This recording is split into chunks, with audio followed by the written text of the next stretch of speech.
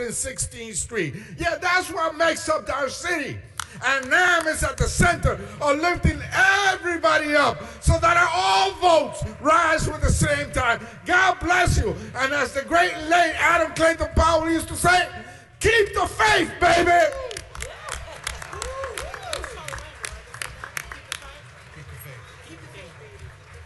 Our New York City Comptroller, Mark Levine. Who put me after Congressmember Espaillat in the speaking order? I don't like that person anymore. Good morning, NAN. Happy 35th anniversary. You don't look a day over 21. We need you more than ever. With a madman in the White House, in a sane world, his cabinet would have already exercised the 25th Amendment, because this is a man who is not in his right mind. I still hold out hope. We also are facing severe economic challenges with inequality now worse than it was in the Gilded Age. And what I know about NAN and Reverend Sharpton is while you have led in the fight for racial justice and social justice, you have been on the vanguard in fighting for economic justice. It was Reverend Sharpton and the late, great Reverend Jesse Jackson who marched on Wall Street beginning in the 90s, demanding that black entrepreneurs had a seat at the table on Wall Street that they had been denied. And that fight is ongoing because NAN understands economic power must be fairly distributed, and it is not today. And our city government must do better. I'm proud to be partnering with you and NAN in that fight. We give out tens of billions of dollars in contracts in New York City. My office just did a study. 6%, only 6% is going to MWBEs. We must do better. And I'm in this fight with you to make sure that we do better. And I am keeping my eye on the unemployment rate in New York, which is rising and disproportionately impacting black New Yorkers. We have what MLK called a black jobs gap, with the black unemployment rate in New York more than double that for white New Yorkers at 9%. And for black young people now approaching 20%. We tell our young people, do the right thing. Go out to college, get a degree. They come back to New York. They cannot afford an apartment. They can't find a job. What is the message we're sending to young people? We must do better. And then there's the question of our pensions. How many of you have served our city or transit or are retirees? Thank you. Thank you for that service. It is my solemn obligation to protect your pension. And I promise that we will. But we also need to make sure that the people managing those funds look like New York City. We have to do better on that front. And I'm partnering with you and Reverend Sharpton and Jennifer Jones-Austin to make sure that we have much more diversity in our fund management. So we have a big agenda together. I am all in on this fight for economic justice with NAN, with Reverend Sharpton, with all of you. Happy 35th convention, everybody. Thank you.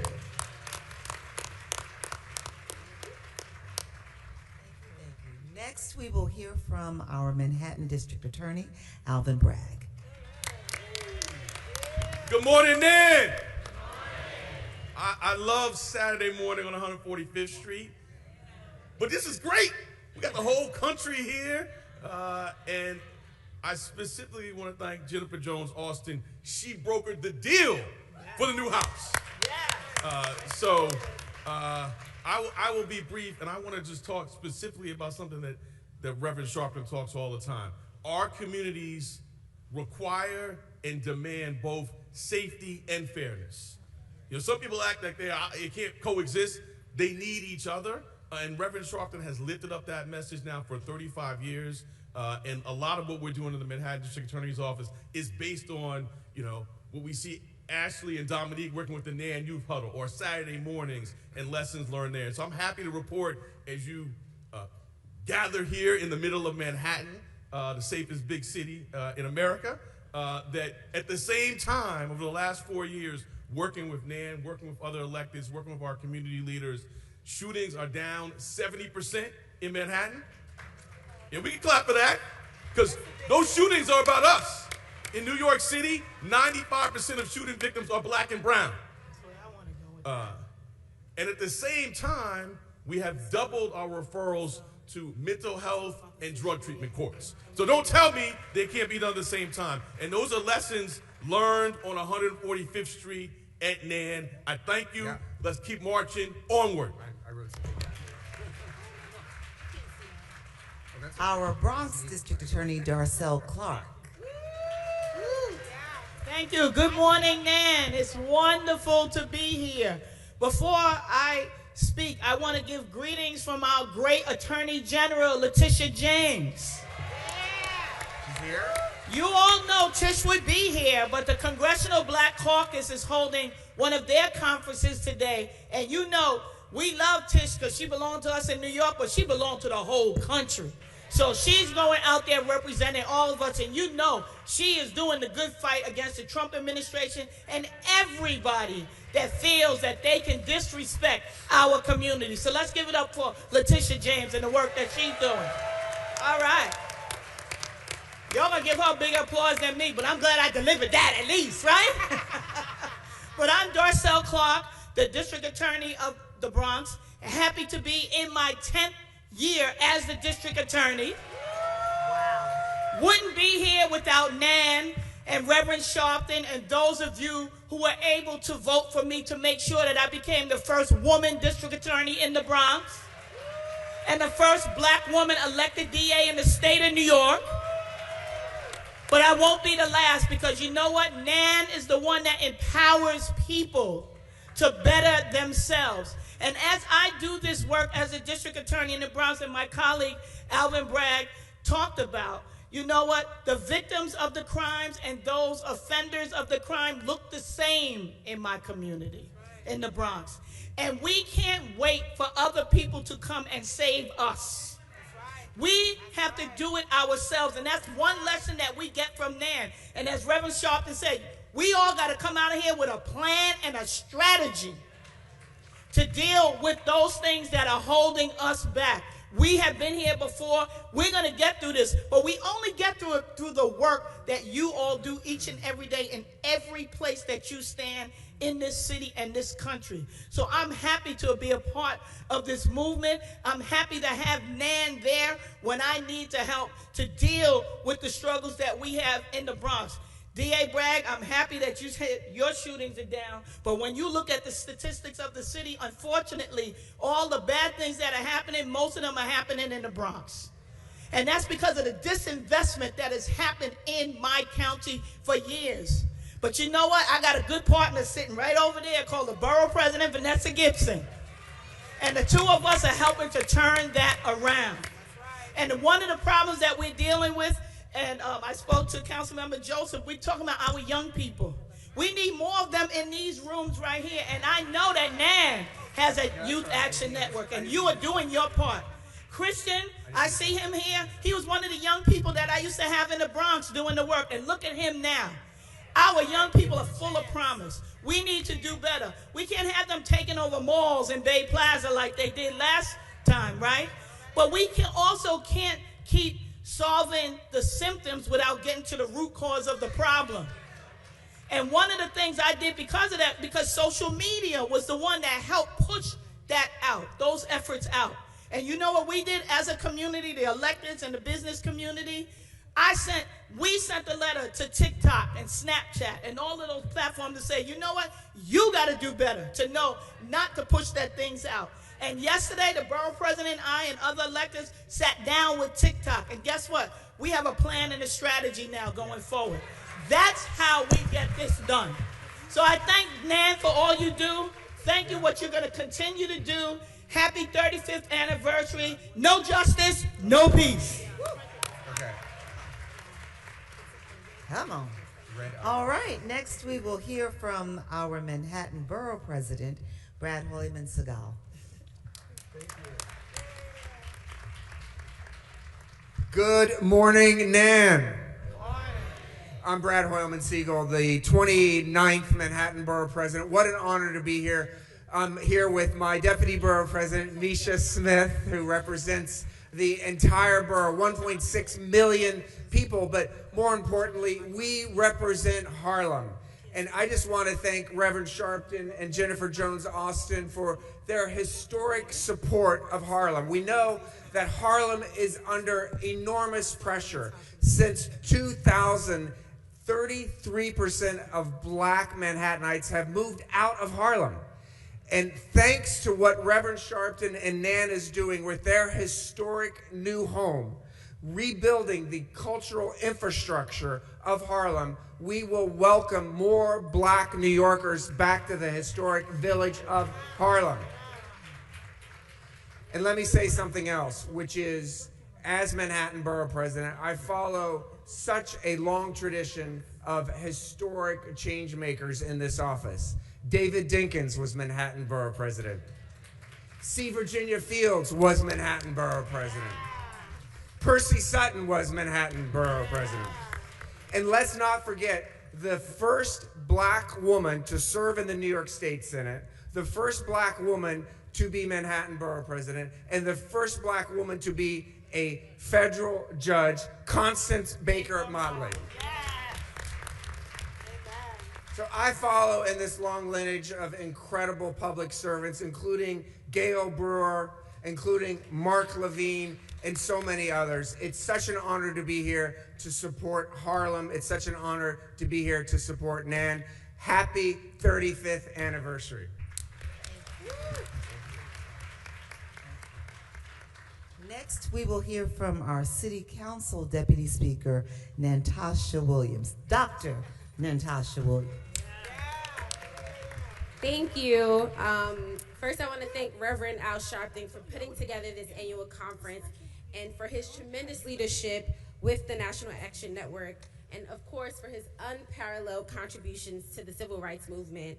I also want to divert a bit to talk about your vice chair, because when I first came into the council, she made me very aware of a set of ballot measures that were going to be on the ballot and the importance of uplifting those racial justice measures. Those passed, and you heard the mayor earlier talk about finally, after like 300+ days of this document being late, you heard the mayor talk about the racial equity plans. And I'm super excited, I know we are super excited to have those plans released. But one of the things that I've said consistently since the plans have been released is that they just can't be plans. Because we know government creates lots of plans and they sit on the shelf and collect dust. And so while we are excited for this framework, what I'm looking forward to is how we implement that plan, how we ensure that city dollars actually go towards racial equity. So I encourage you all to give comments with the Commission on Racial Equity to make sure your voice is heard in this process. I also want to thank my colleagues who are here in the City Council and all the elected officials who have joined today. So as we mark this 35th anniversary of the National Action Network, we remember why it was founded in the first place, and that is to give life to Dr. King's dream. A dream that one day our nation would live up to its promise of equality, not just in words, but in practice and under the law. And as a black woman, as someone who comes from the very communities that organizations like NAN fight for every single day, I do not take this dream lightly. I live the reality of what happens when that promise falls short. And I also see the power of what happens when we organize, when we advocate, and when we demand better. The National Action Network has done so much to move us closer to that promise, whether it's fighting for policy changes in the halls of power or on the streets of Washington, whether it's organizing weekly rallies to build community or holding free legal clinics in Harlem. With your advocacy, your energy, and your commitment to the principles of Dr. King and what he preached, we have come so far. But as Dr. King once said, we are not satisfied and we will not be satisfied until justice rolls down like waters and righteousness like a mighty stream. And I want to be clear, we are still not satisfied. In fact, we are more not satisfied than we've ever been before. So just like the work of the National Action Network, the City Council will not be satisfied until we live up to the full promise of equity for every New Yorker. Have a great conference. Thank you. She's my ride or die in the trenches. Next, we will hear from Councilmember Amanda Farias.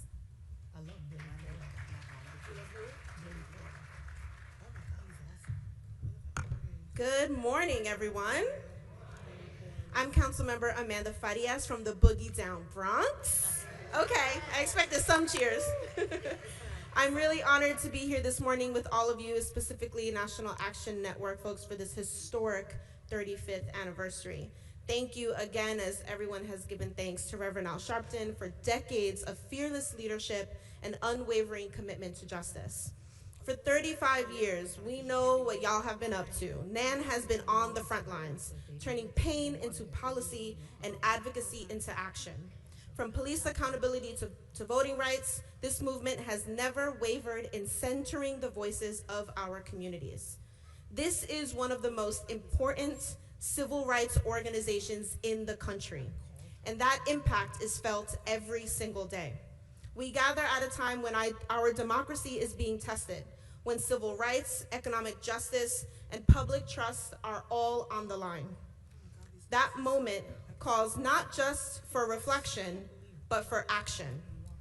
In New York City, we see firsthand how these fights for us, for our communities, show up in housing, in education, public safety, and economic opportunity. The work NAN has led nationally continues to shape how we get to fight locally for equity and dignity. Power in action is not just a theme, it is a responsibility. The next 35 years demands bold leadership, collective action, and policy that delivers real change. Thank you for doing the work, and thank you for doing the work with us. Congratulations on 35 years of impact, and here's to continuing the work together. Have a great conference. Councilmember Yusef Salam.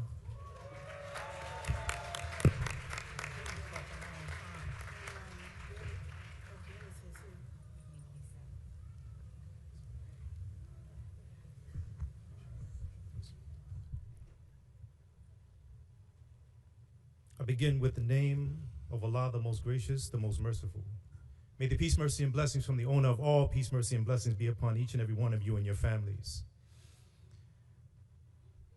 We are at war,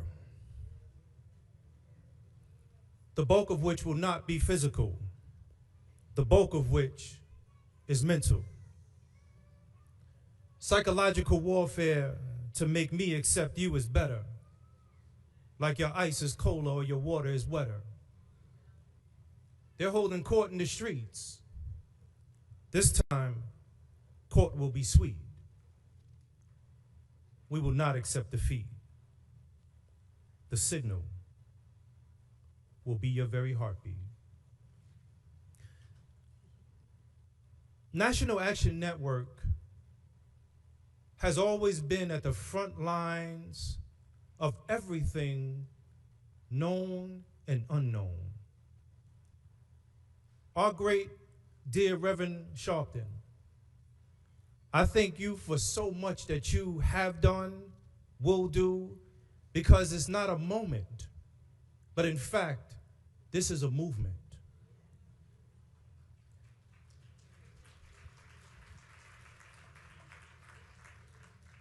My name is Dr. Yusef Salam. I'm the chair to the Committee to Combat Hate. It is such an honor to be able to utilize the very thing that caused me and my good brother Corey Wise, who was in the audience. When they looked at us when we were 14, 15, and 16-year-old children, they counted us out, but the stone that the builder refused will be the head cornerstone.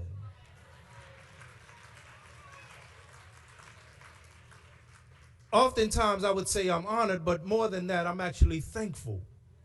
I'm thankful to have survived with my right mind. I'm thankful to be in a position where, as the former mayor used to say, going from being rejected to selected to now an elected member of the very city council, the same place that they stole us from.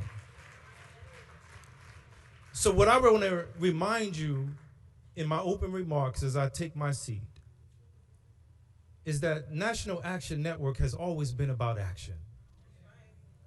It's not been about just thought, it's been about planning, it's been about making master chess moves so that in on to the future, the enemy won't even see you coming. You know, when Dr. Maya Angelou encouraged us, she said, you should be angry, but you must not be bitter. She said, bitterness is like a cancer, it eats upon the host. It doesn't do anything to the object of his displeasure. But this is the alchemy. She said, use that anger. You dance it, you march it, you vote it. She said, you talk it. Never stop talking it. Ladies and gentlemen, we got a midterm coming up. I need everybody to move with a sense of urgency, like your children's future depends on it. I'm Councilman Dr. Yusuf Salam, the chair to the Committee to Combat Hate. Thank you. Thank you. Councilmember Gail Brewer.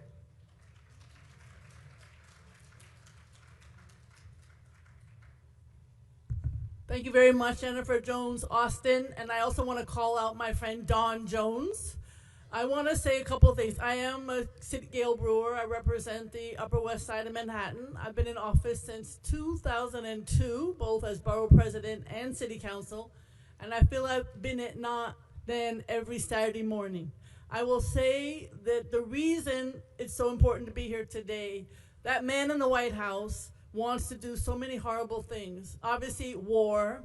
Obviously, passed the SAVE Act, which would mean that 21 million Americans could not vote. We're not going to have that act, but even the thought that he would want to do it, he wants to cut all of SNAP and food stamps. In New York City, not only would we kill ourselves in terms of people who need food, but we would cut all the broadband that people get if they have SNAP. He also, of course, wants to cut transportation money. He wants to cut money for affordable housing. The list goes on and on. The great thing about Saturday mornings at NAN or wherever you are with NAN is you get information. You get information. There are forums on home ownership. I participate as head of Government Affairs Committee on forums on how to vote. We get forums on how to participate as women on Women's History Month, Black History Month, all part of what NAN does, because information in this city and this country is hard to come by. And NAN provides that every single day. So I'm here to say, in this crazy world where between government and community, there's often a challenge to make sure that the community comes first. It is NAN that makes sure, whether it is on Christmas giving out food, Thanksgiving giving out food, every single day making sure the Harlem community is taken care of no matter who you are. So I'm saying that is how we should structure our community and our city, how NAN does. So I'm here to say thank you not just to Reverend, but to all the team. You walk into that dilapidated looking place, you'll have a nice new one soon. And the welcome, the hospitality, and the warmth is there for everybody. And I want the rest of the world to understand that's how we should operate. Thank you very much. Amen. All right, and lastly, we will hear from our Bronx Borough President. I'm going to say my roller skating buddy, Vanessa Gibson. All right. Good morning, everyone. Truly giving honor to God, who is absolutely the head of my life.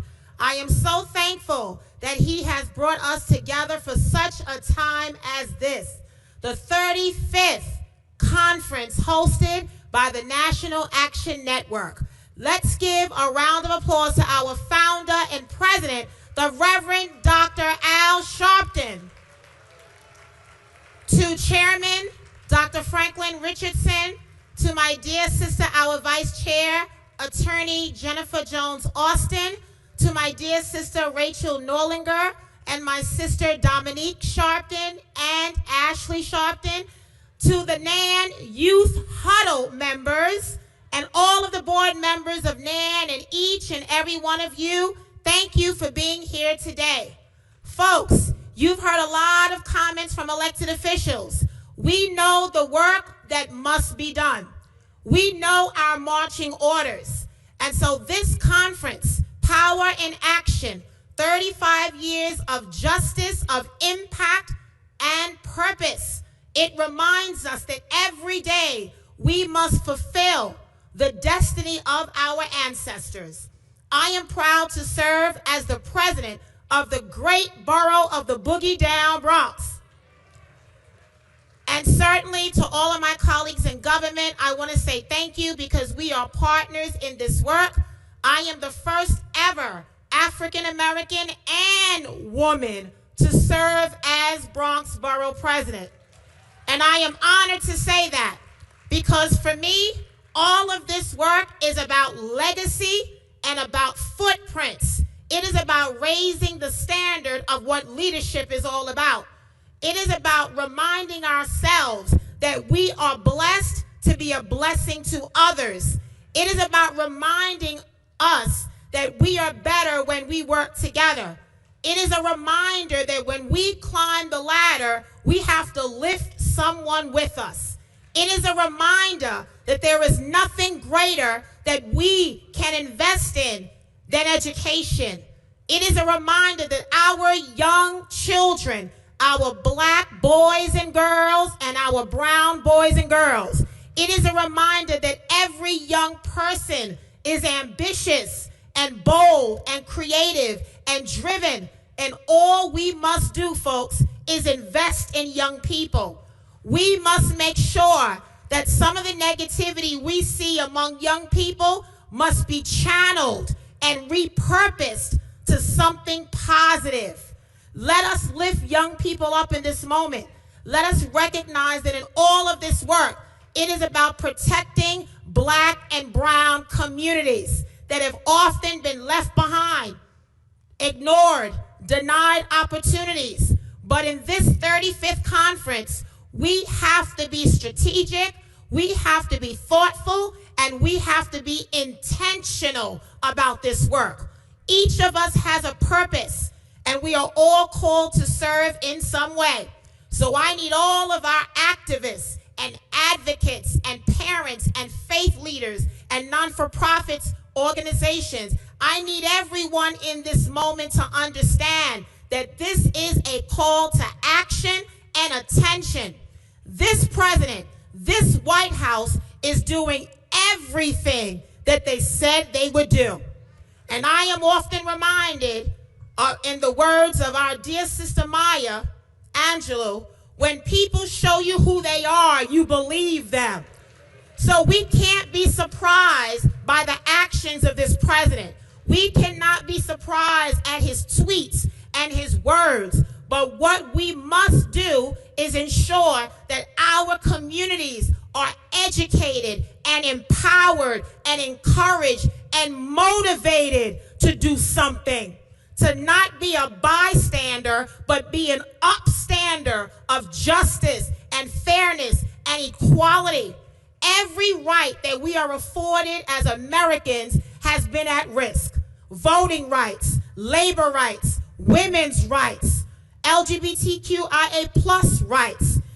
Everything that we have been afforded is now in jeopardy. And so we know that we have to be about action, folks. That's what this conference is about. It is about coming together in such a way and talking about the issues and having community-driven solutions. So as the Bronx Borough President, I am proud to do this work in partnership with all of my elected officials because the Bronx is often counted out. And what I know about being counted out is when folks count you out, God will always count you in. As a winner representing excellence, we are kings and we are queens, and we cannot allow this Trump administration to treat us less than. We have the power. We have the rights, folks. All we have to do is execute them. That's what this conference is about. And so I am proud to work with all of you, to walk with all of you in this moment, because leadership matters. And folks, guess what?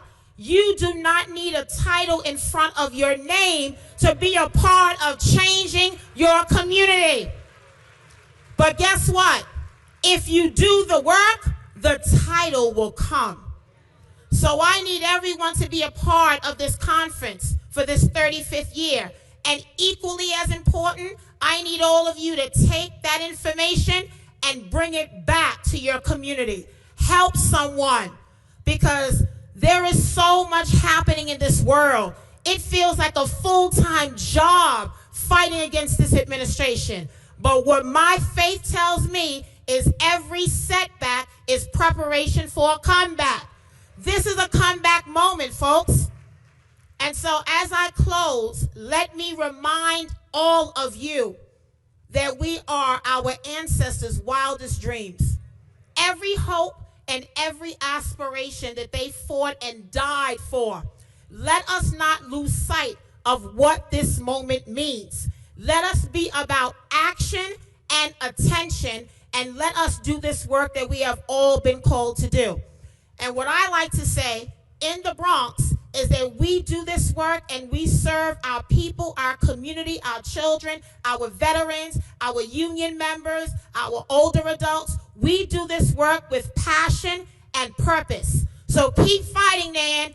Keep going. Keep encouraging. Keep motivating. Stay strong. Don't get distracted. Stay focused. Keep your eyes on the prize. Happy 35th Conference, NAN. God bless you, community, and thank you for the work that you do. Amen. Amen.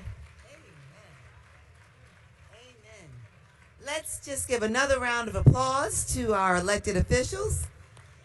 And now I present to you once again our president, Reverend Al Sharpton.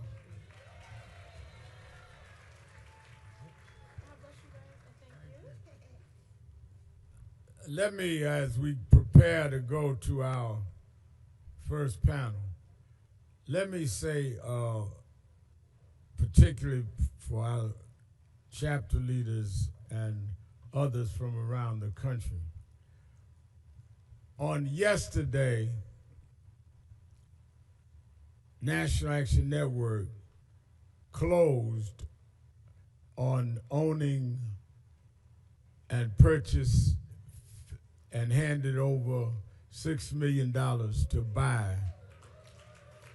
the Faison Firehouse.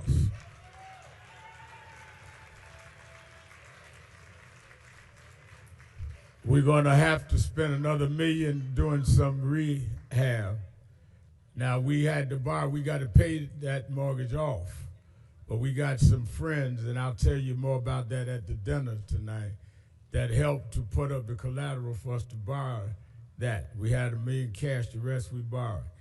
I bring that up because of two things, Yusef. One, I want to make it clear that this organization is going to live longer than Al Sharpton.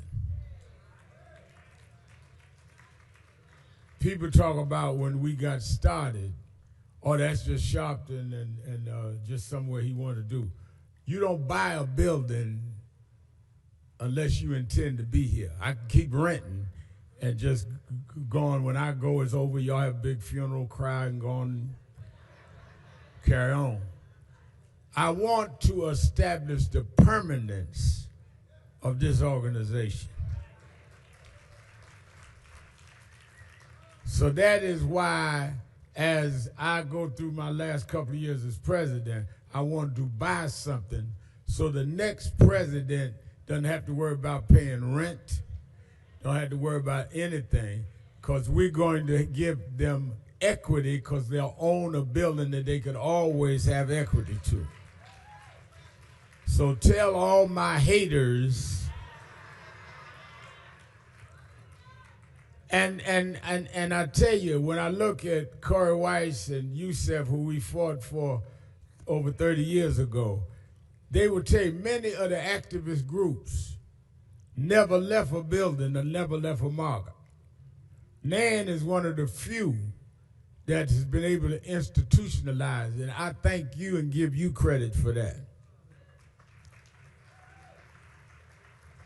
Secondly, when we see Jennifer Jones Austin, where'd Jenny go? Okay, she's in the front row. Jennifer Jones Austin is the head of Protestant welfare agencies in New York. She is also the vice chairman of our national board. But she was raised in activism. Her father, Reverend Dr. William Augustus Jones Jr., was the head of Greater New York SCLC Operation Breadbasket under Dr. King, and then was appointed breadbasket under Reverend Jackson.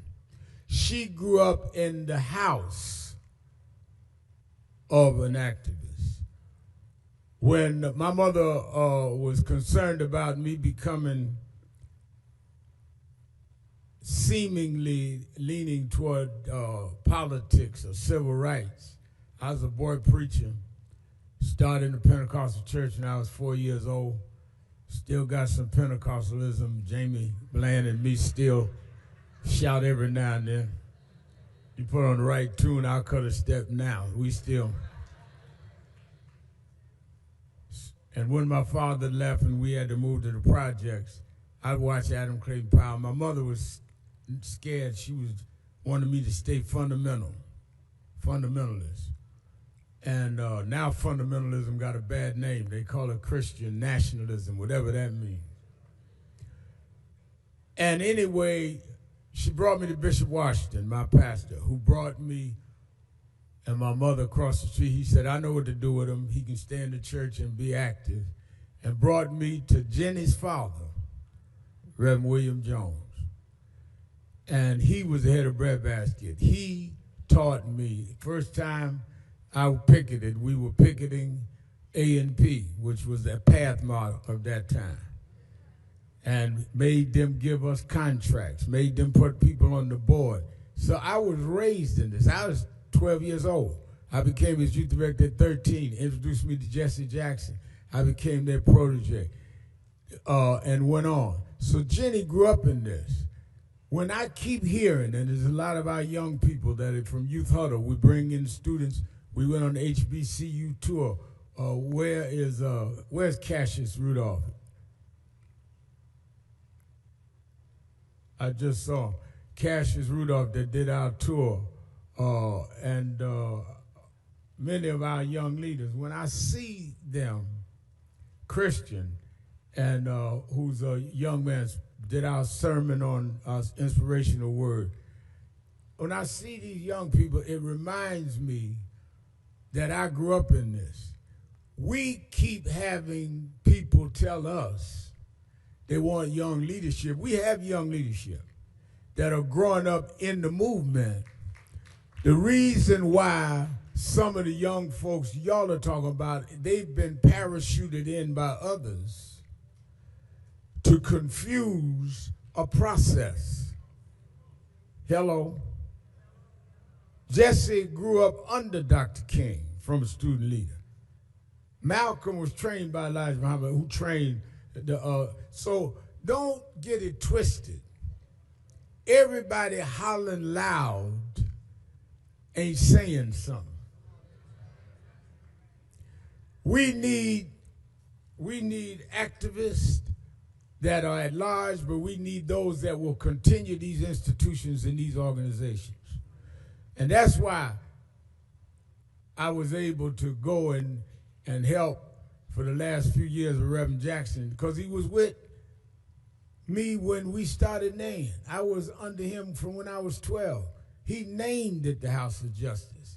I am suspicious of anybody that I don't know their background, where you come from. All of a sudden, I see you out there in front of a march you didn't call, and we gonna make you the leader. Or you got 7 likes on Facebook, and all of a sudden you the new thing. So So let us be real clear.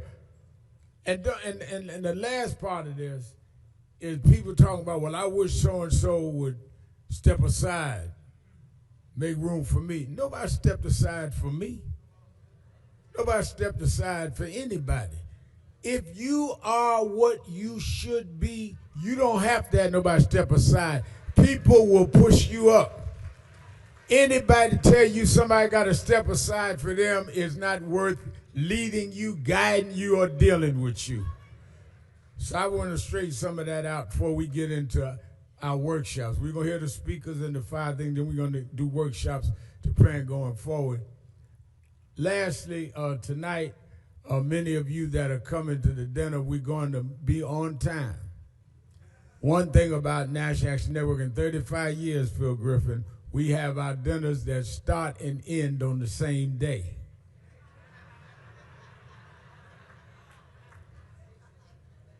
Some of y'all go to dinners that start as dinner and end up as breakfast. But I got proper people that know how to execute, like Camille Joseph. Stand up, Camille's one of our big members in support. Nobody support us more. So we gonna do this with proper decorum. One of the things that made National Action Network is that we would fight cases that no one else would fight. We never joined a real popular case. We joined a case that made it popular. That's why I always say, people say that, Sharpton and them always out there trying to get publicity. That's exactly why people call me. Nobody call me to keep a secret.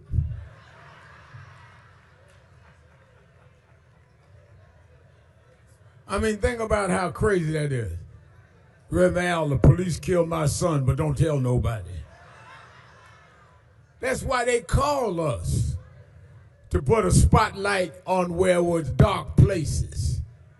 That's why Dr. King had to come deal with Rosa Parks. We learned this. Spotlight is part of the strategy to make an issue happen.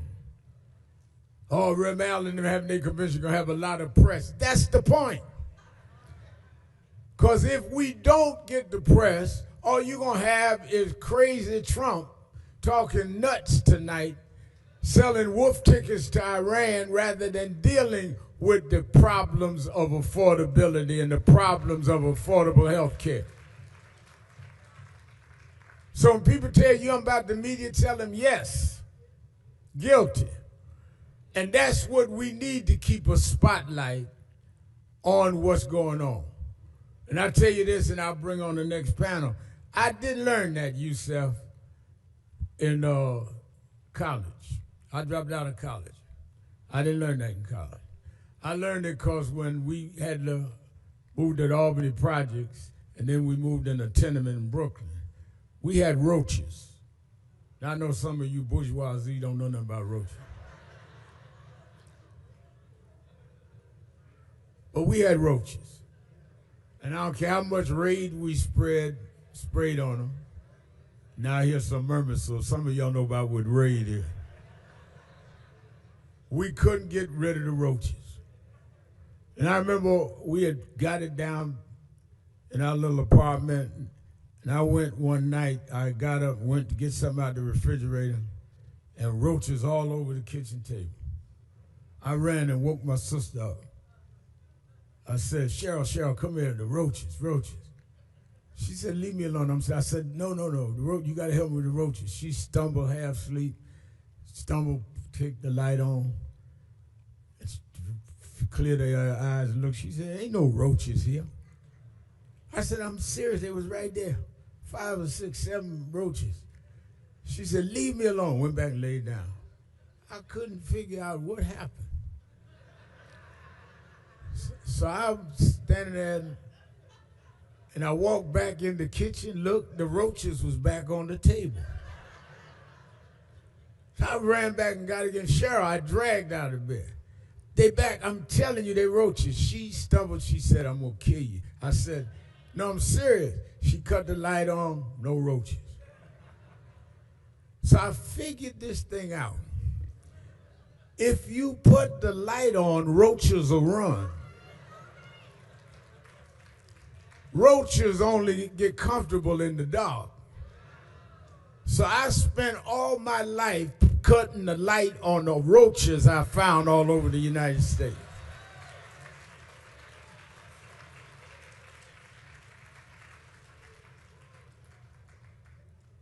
Let me bring to the platform, let me first bring the moderator of this session. Many years ago, there was a young man killed in a boot camp in Florida. Savagely killed. They began protesting it, some of the students at Florida A&M. And they got a very competent and committed lawyer to help to lead the protest and the case. He got in touch with us and asked would I come down to Tallahassee and help with this. And we did. And there was something about him that struck me as sincere, that he wasn't just a lawyer looking for a payday, but that his heart was in it. And we've been together ever since. He was unknown then, now he's world known. He has been one that has been in the trenches and has been fighting, and even after he's become famous and a best-selling author and all of that. We were together last week in Hartford, Connecticut for a young man nobody ever heard of. I call him the Attorney General of Black America. May we bring to the platform Attorney Ben Crump.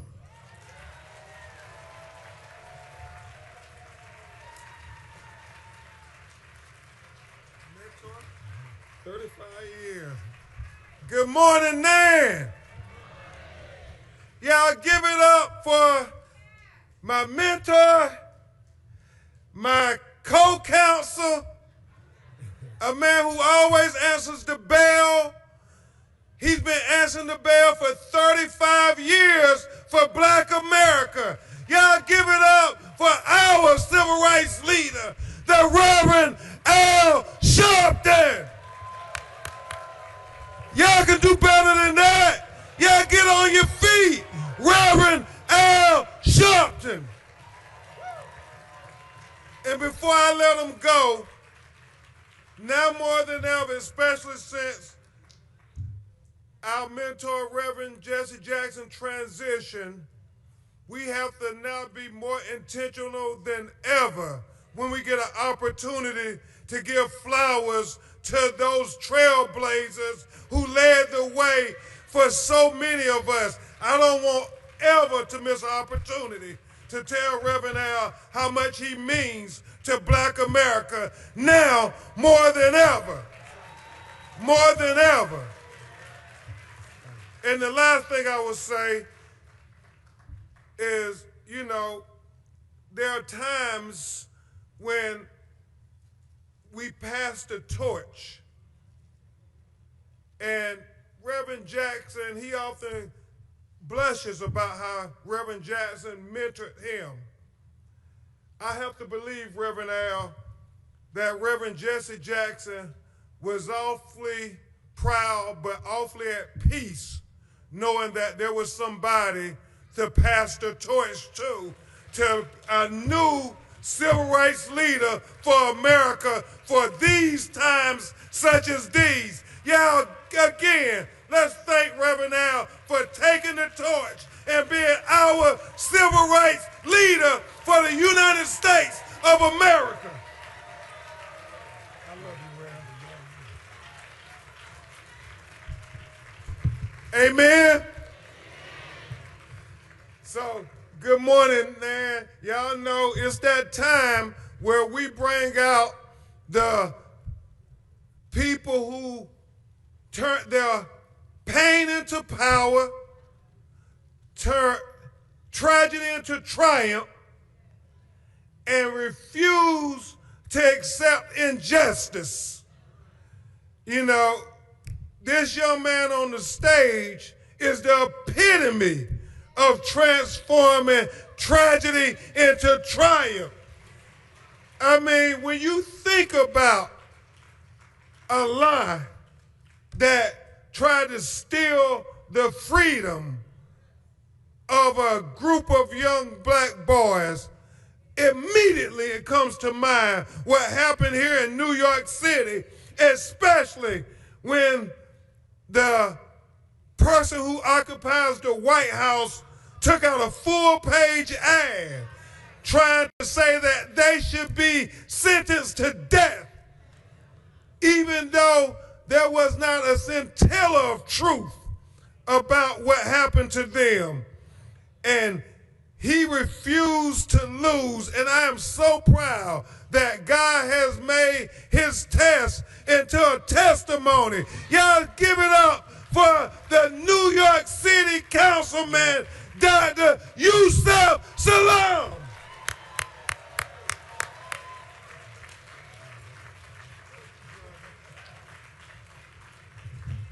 And another individual who was an example for so many. She taught so many how to not only grieve publicly, but still advocate for justice when her 17-year-old son was profiled, pursued, and shot in his heart while he walked home from the 7-Eleven with a bag of Skittles and a can of iced tea and was talking on the cell phone to his high school friend, and this neighborhood watch volunteer with a 9mm gun killed him and then said that he was standing his ground. Well, thank God that she stood her ground. You all give it up for the mother of Trayvon Benjamin Martin, Miss Sabrina Fulton.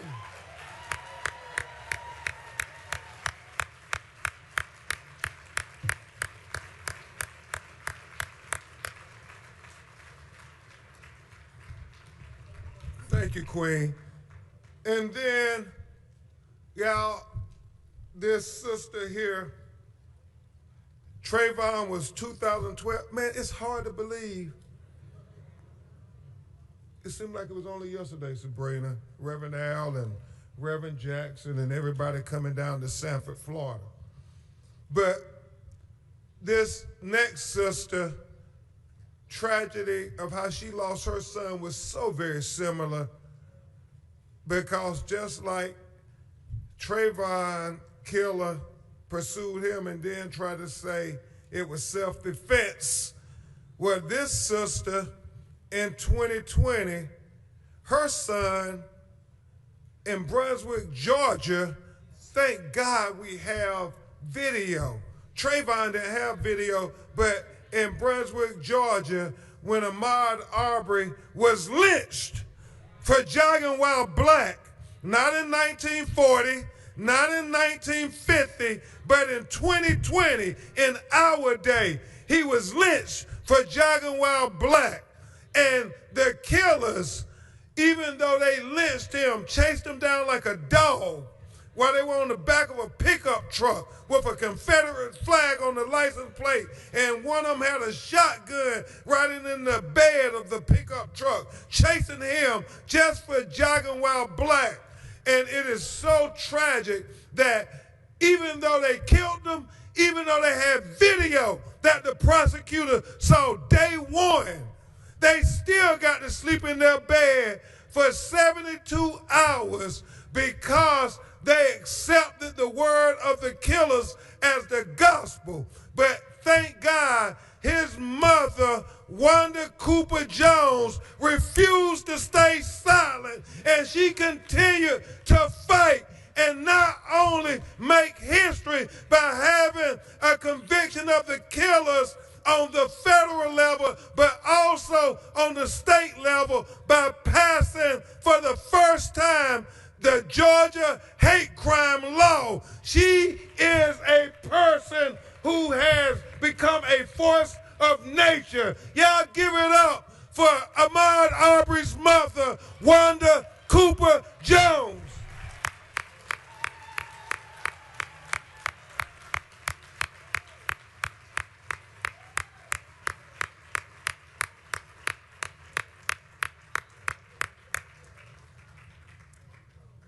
And she got a new look like Patti LaBelle from her head to her toe.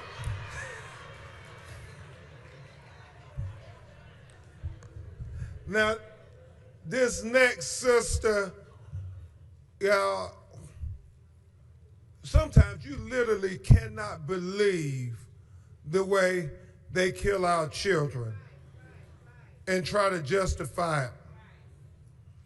I mean, Dr. Salam,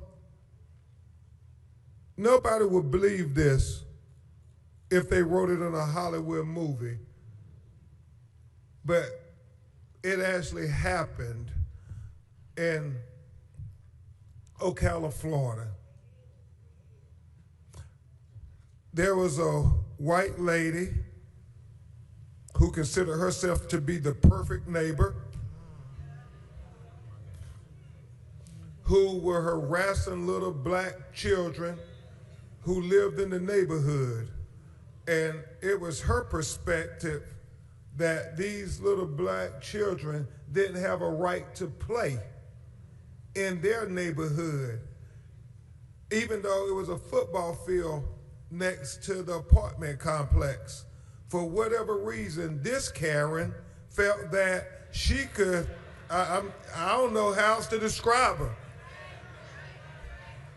But when she took the tablet of one of the children and took it away from them, they went home and told their mother, a hard-working sister, a manager at McDonald's, raising her babies, her 4 babies, doing the best she can. She came to demand that this lady not harass her children anymore. And it was documented over and over again. You know, Sabrina, about Trayvon killer, it was documented how they had prior harassment of little children. I mean, 5, 6, 7 years old.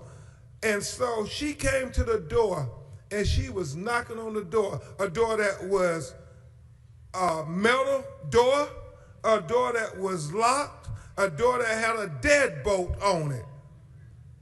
And so she was knocking on the door demanding that the lady return the tablet and apologize. And what this lady did next, nobody can believe it. You still can't believe it. She claimed that she feared for her life. She was behind a locked metal barricade door. All she had to do was call 911. But she didn't do that. She took a gun and with A.J. Owens' 2 little boys standing there by her side, she shot through that door, hitting their mother, and their mother fell to the ground dying. And one of the most heartbreaking things ever is when you see the video of those little boys knocking on the neighbors' doors saying, please help me. The lady shot my mama. She's lying on the ground. Please help me. And one of the big brothers trying to console the little brother who's crying uncontrollably. Well, thank God for the efforts of their grandmother, who had already raised her children. But she then, as so often, had to come, and the village, it takes all of us to raise her grandchildren, not only to raise her grandchildren, but to get justice. And in getting justice, she was the executive producer of a Oscar-nominated documentary. Some of you all may have seen it. Now it's been nominated for a Peabody Award. She won so many awards with this documentary. It is called The Perfect Neighbor. Give it up for the woman who made sure the perfect neighbor was arrested, convicted, and is in prison for manslaughter for killing her daughter, A.J. Owens. Y'all give it up for Miss Pamela Diaz.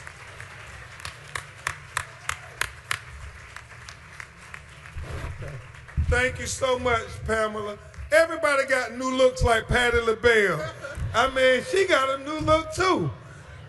I don't know what they drinking, Dr. Salam, but these women, none of them look like grandmamas. And next, you all know this lady oh too well. Because like Sabrina, she was one of the original mothers of the movement. I mean, before we started screaming, "I can't breathe" for George Floyd, we was screaming, "I can't breathe" for Eric Garner once he was choked right here in Staten Island, New York, and they still never arrested and convicted any of the officers, but she refused to let them sweep it under the rug, and she made certain that in the city of New York, Dr. Salim, that they passed the Eric Garner law to make sure that they outlaw the chokehold. Y'all give it up for the force of nature, Miss Gwen Crump.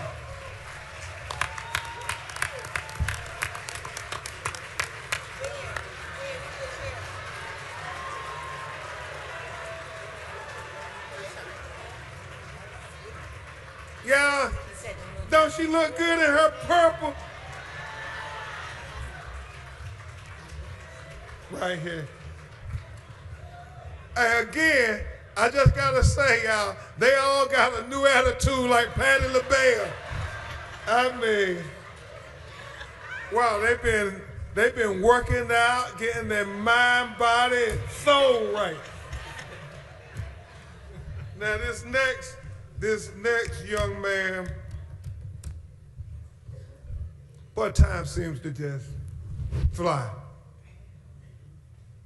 It's hard to believe that it's been over 5 years since we all watched the torture video of George Perry Floyd in Minneapolis, Minnesota, where he said, "I can't breathe," 28 times while a police officer kept his knee on his neck for 9 minutes and 29 seconds.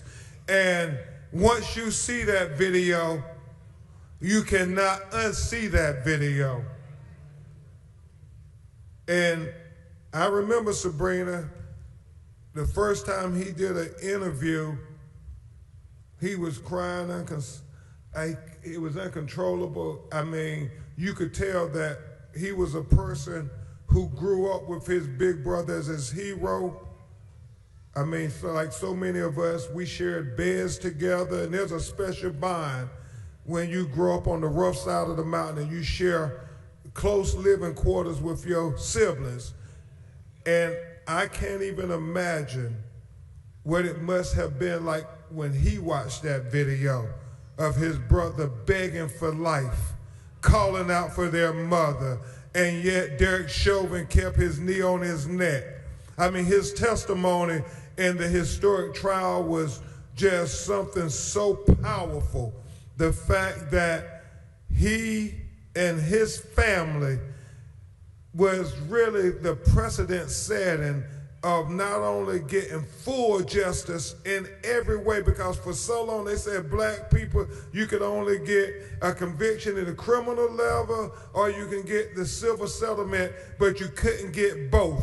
Well, not only did they get a record-breaking civil settlement, the most ever paid out in a police wrongful death case of $27 million, but they got criminal justice on the state level and they got justice on the federal level. Y'all give it up for a young man that has become the voice for the movement for George Floyd for justice, his little brother for Lotus Floyd.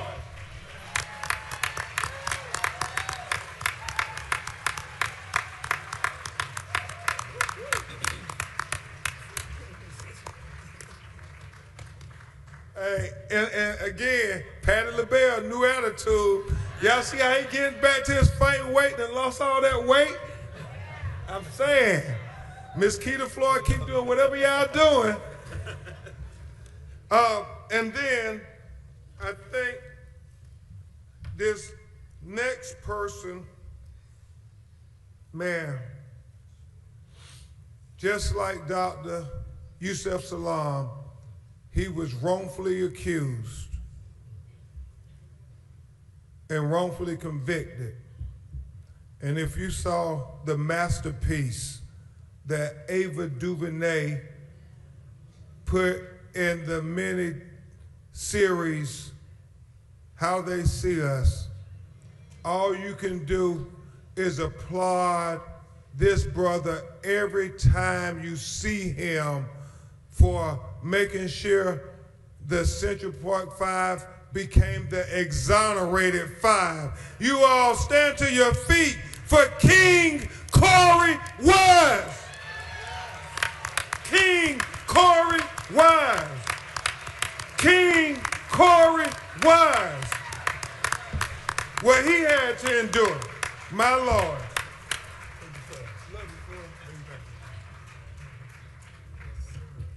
And then last but not least, and it's so heavy on my heart right now because we see what this Trump administration is doing.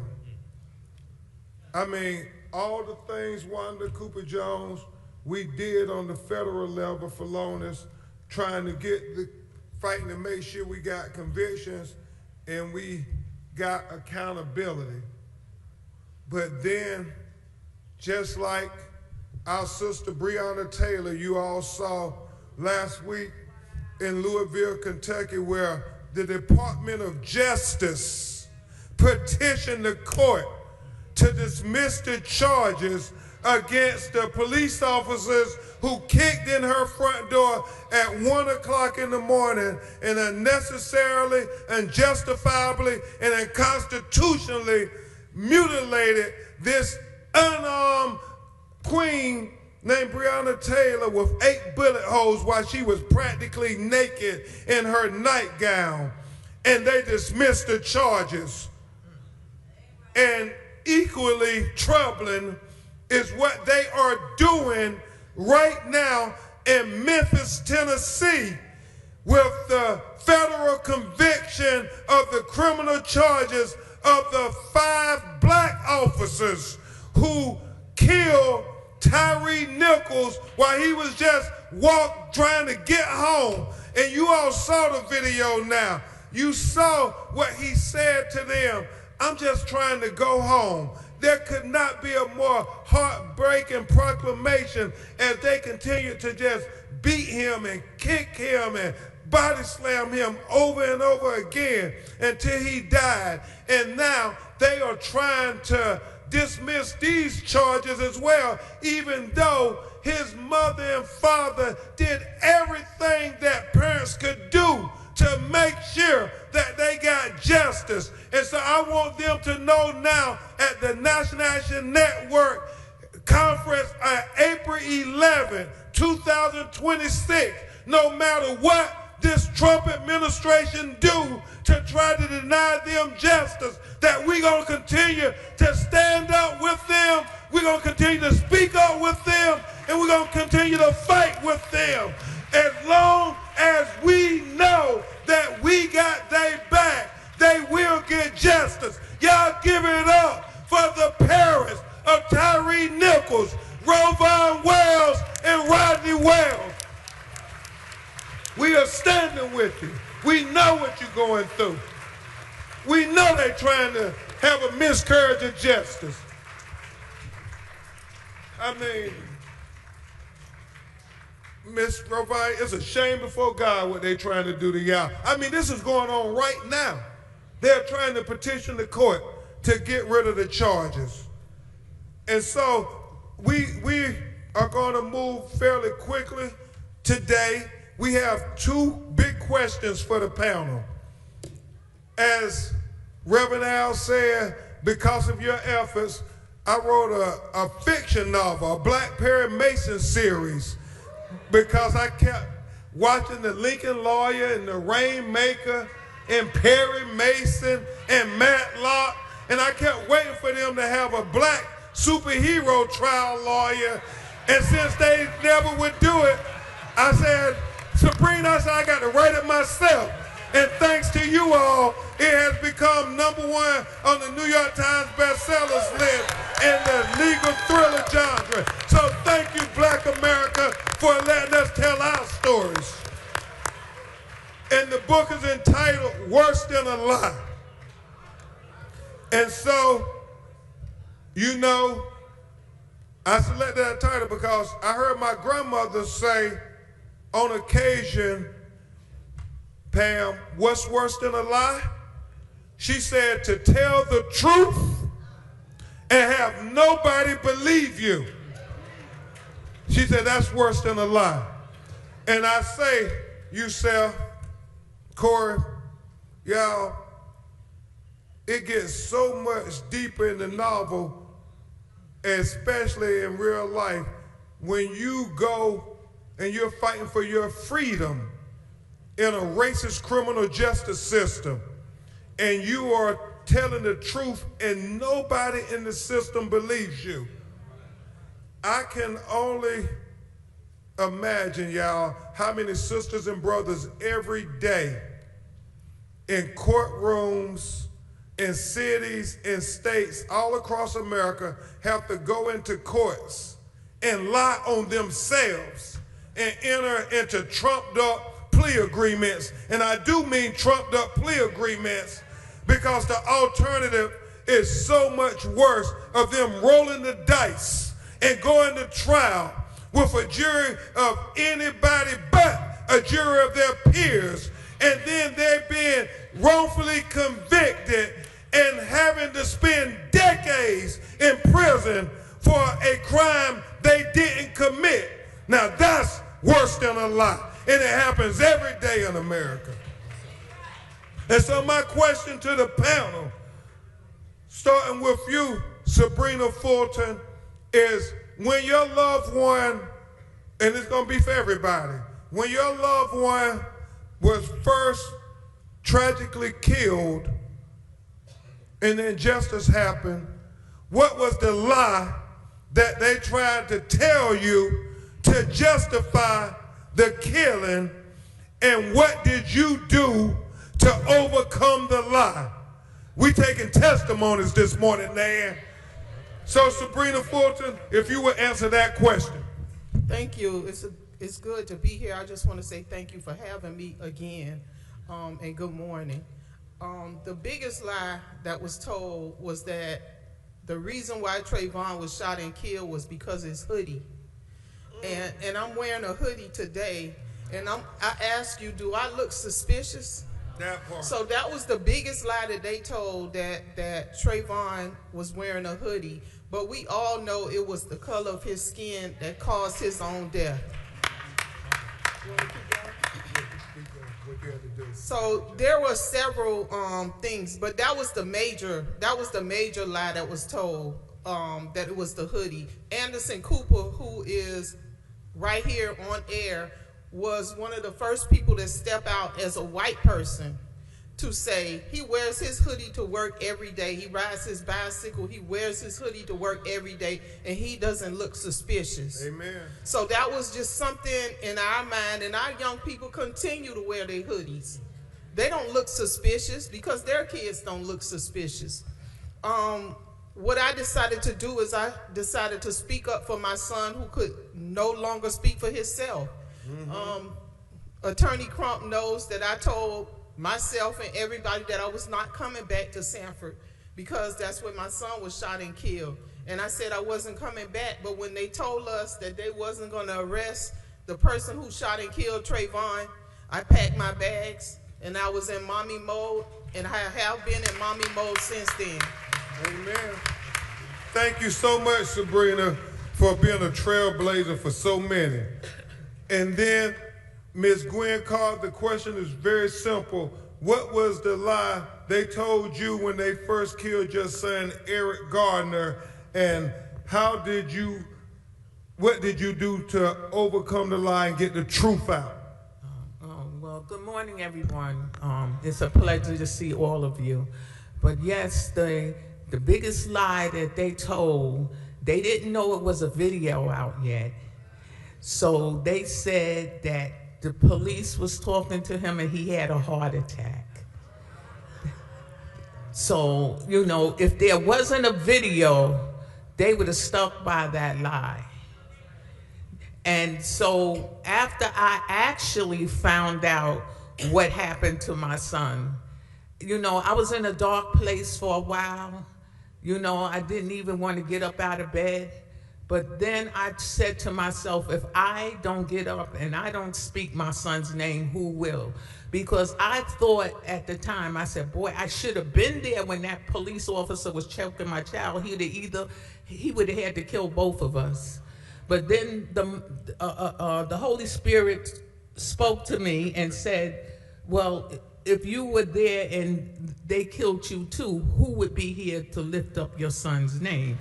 Who would be here to tell the story and not put a spin on it? Because we know that the news media, they always put a spin on the story. Amen. They want to say that the person was homeless. They want to say all kind of things. They want to put him on trial instead of the murderer. They don't want to put the murderer on trial. They want to put him on trial.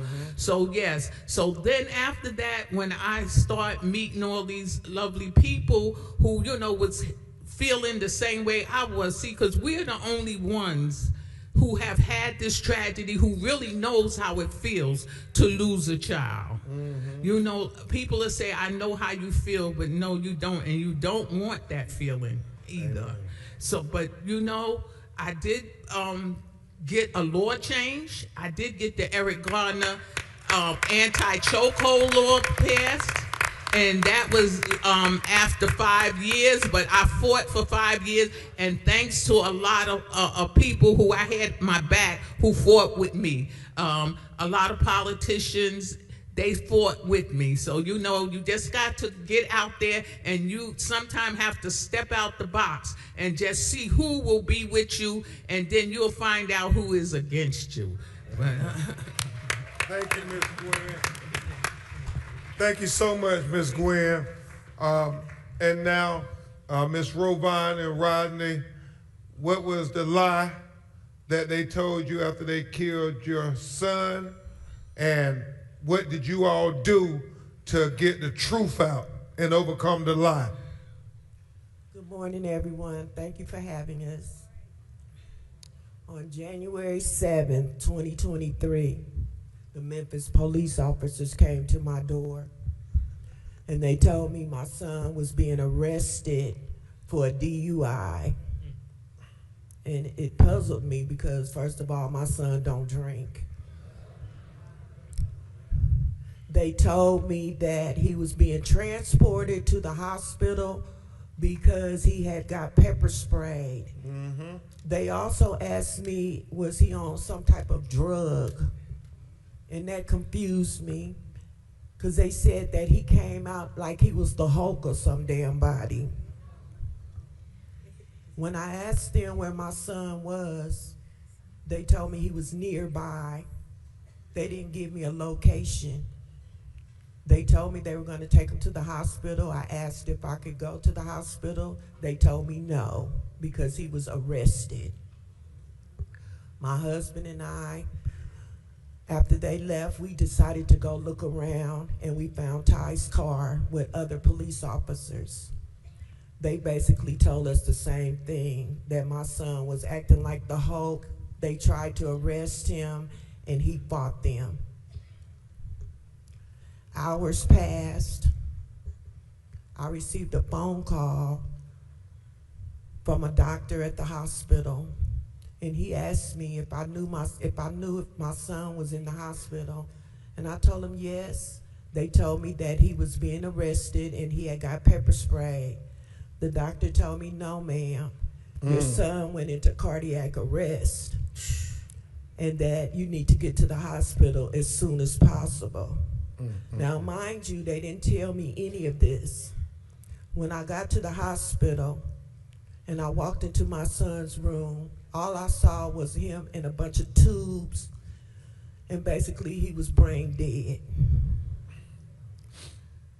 I was there for about 5 minutes, and next thing I know, TBI, which is the Tennessee Bureau of Investigations, all came in.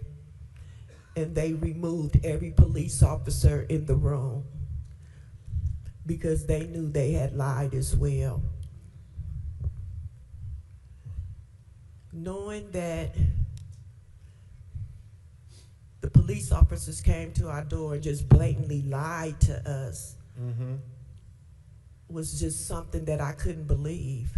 I mean, how could you come to someone's door and lie to them about their child?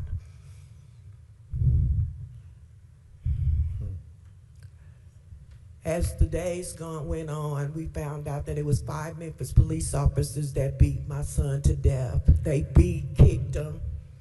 They kicked him in the head. They beat him, and for no reason. The reason was, well, after we found out that one of the officers had pepper sprayed himself, and so he got mad, and then he also said that he took out his anger on my son because the stop before him didn't pan out. So could you just imagine somebody trying to come home, minding their business, and a police officer is pissed off because the prior stop wasn't sufficient for them, so they decided to mess with your child and then lie about it. Yes, ma'am. And I'm gonna leave it at this because there's certain things I just can't say, and I don't want to keep talking. Thank you.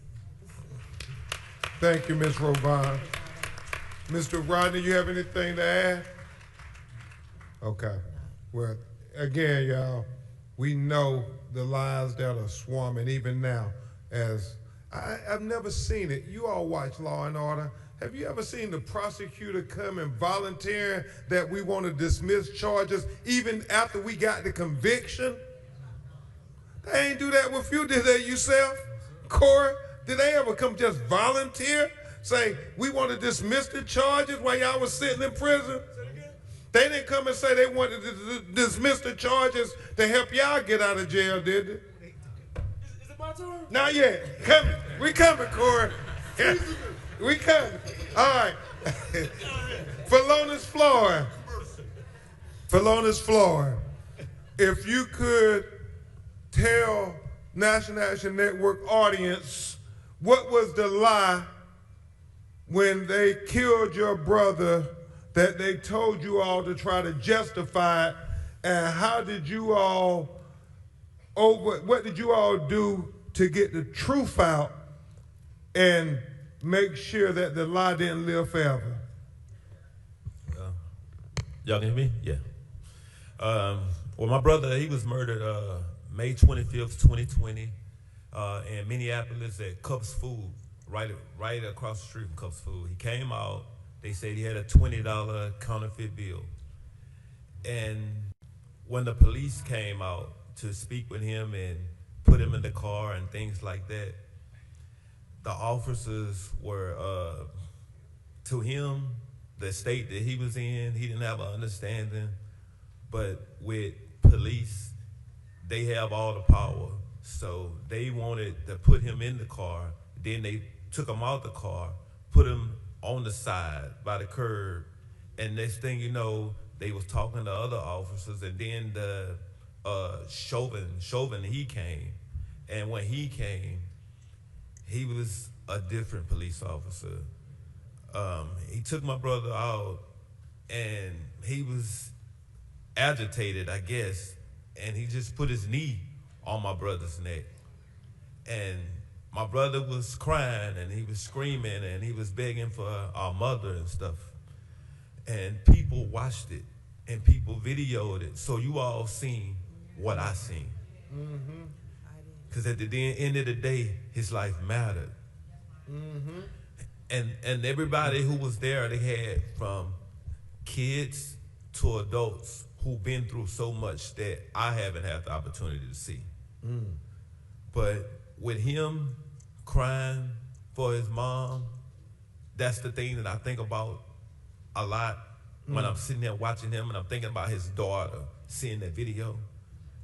9 minutes and 29 seconds for a man to have his life taken away. For that event that happened at the time, he became a catalyst for change. Mm-hmm. No matter who was there, they seen that video all around the world. And they had the opportunity to say, hey, y'all need to stop doing what you all doing, because we human. At the end of the day, my brother, he couldn't speak for himself. He screamed my mom's name out so many times. The video was harsh. I didn't have the opportunity to be there because I know I would have jumped and stopped a lot of this stuff, because I just can't see a man go out like that. But the day before I spoke for the first time, I had the opportunity to speak to Miss Gwen Carr. Mm-hmm. And she was on the phone explaining to me how her son said he couldn't breathe, just like my brother said he couldn't breathe. Mm-hmm. So when me getting out, speaking about so much about him and his murder, it breaks me down every day.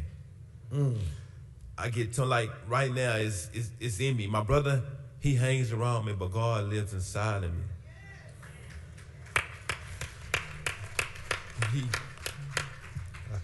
Every day when I go to places, people say, George, I can't breathe. I can't breathe. Come and see all the people in New York who watched that video, who know what tragedy is. They've been with Reverend Al Sharpton for years and decades, but they seen so much. And when people had the opportunity to see what happened to George, it kind of made people realize that if he can't get justice, how anybody can get justice. Amen. All I can tell you this is, he put me in a position where I had no choice. It's like a squirrel getting cornered in the concrete in the corner in a wall. What he gonna do? He gonna come out fighting. Amen. And that's exactly what I did. I went to speaking for not just my brother, but speaking for others all across the country. Thank you. Thank you, Philonis, for fighting for all of us. You know, and it's so deep, Miss Diaz, because I remember the police initially put in the police report that George died from an undiagnosed medical condition. And thank God for that video, because Sabrina, had it not been for the video, that was the story. He had an undiagnosed medical condition. And I know, Ms. Diaz, it took a long time for them to arrest the killer of your daughter. So if you could tell National Action Network audience, what was the lie they first told you when they notified you that your daughter had been killed, and what did you do to expose the truth and to overcome the lie? The lie that was told was, stand your ground. We have this white woman who was harassing children for being children over a span of 2 years or more. She utilized her whiteness, her white privilege, abused the 911 system for children simply being children. And on June 2nd of 2023, she shot my daughter through a locked metal door. It took 4 days for an arrest because they claimed it could possibly be stand your ground. But the bigger lie in all of this was they didn't think that my daughter's life, my grandchildren's lives, and all black and brown lives mattered. That's why it took 4 days. My Lord. And then in order to get justice, because they had no plans on making an arrest, we had to call on Attorney General for Black America, Attorney Benjamin Crump. We were grateful that Reverend Sharpton and Joy Reid covered the story and brought national attention. And that's how we were able to get an arrest and ultimately seek justice. Amen. Amen. You know, as I listened to Ms. Diaz speak, I could only imagine if the roles would have been reversed. Could you all imagine if a black woman shot through a locked metal deadbolted door, killing a white woman in front of her children? Would it take 4 days for her to be arrested? Even if she made it to the jailhouse. I mean, it's a shame before God, but again, if you all haven't seen that documentary, The Perfect Neighbor, y'all please watch it, because, I mean, you talk about white privilege, boy. Before we come back to our homeboys from New York, and I know they ready, especially Corey. I want to hear from this sister who really, y'all, when they murdered her son, she just would not stop. She said, I'm going to get full justice. And we're still fighting for full justice. And so, Wanda Cooper Jones, could you tell us what was the lie they told you when they first contacted you to justify killing your child? And what did you do to overcome that lie and make sure the truth got out? Good morning. Good morning. It's so good to be back. The lie that was actually told was, I'll never forget the conversation where I was called by an investigator saying that Ahmaud was involved in a home burglary. And when he was confronted by the homeowner, there was a fight over the firearm, and unfortunately, Ahmaud was shot and killed. The men who killed my son was free for 74 days before an arrest was made. And it wasn't just my cry for justice, it was the cry from all of us for justice. They tried to use, well, Ms. Cooper Jones, we have a video. Show me the video and I'll go away. Not knowing the video was so tragic, that my son was actually just running and he ran into fear. So what I did next was we got convictions on state and federal levels, and it wasn't just what I did, it's what we all did. Thank you. Hey, Wanda, tell them what convictions you got, and tell us about Georgia, because it had never been done. Take a moment and take a victory lap. Sure. In the state of Georgia, they tried to use the citizen's arrest, initially saying that the murderers was trying to make an arrest because Ahmaud was doing something so wrong.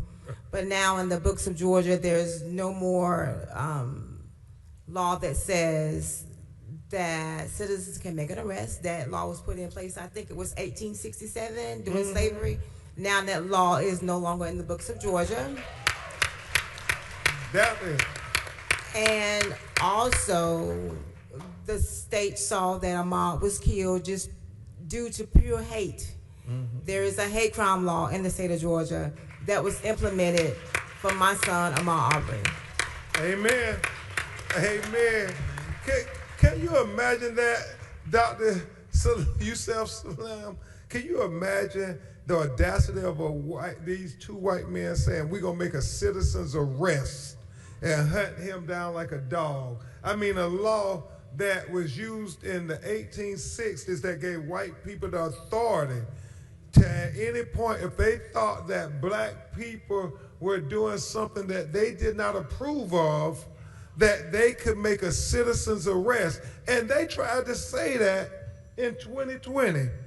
I'm just saying, y'all, I'm just saying, It's a lot going on in America. And that's why I'm so proud of this next young leader. He represents the best our future has to offer.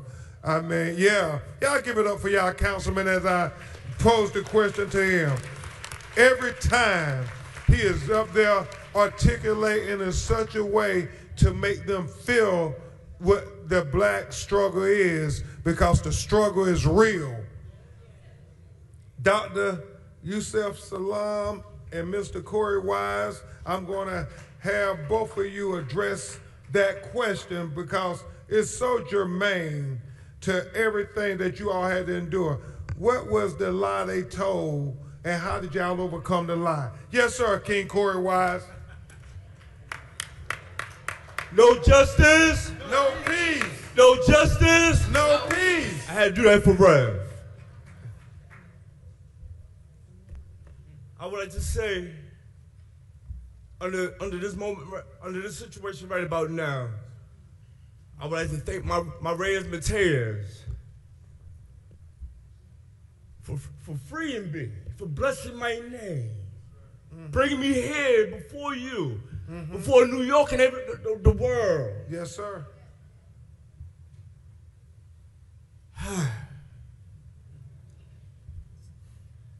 We with you, Corey. We with you, Corey. We with you. When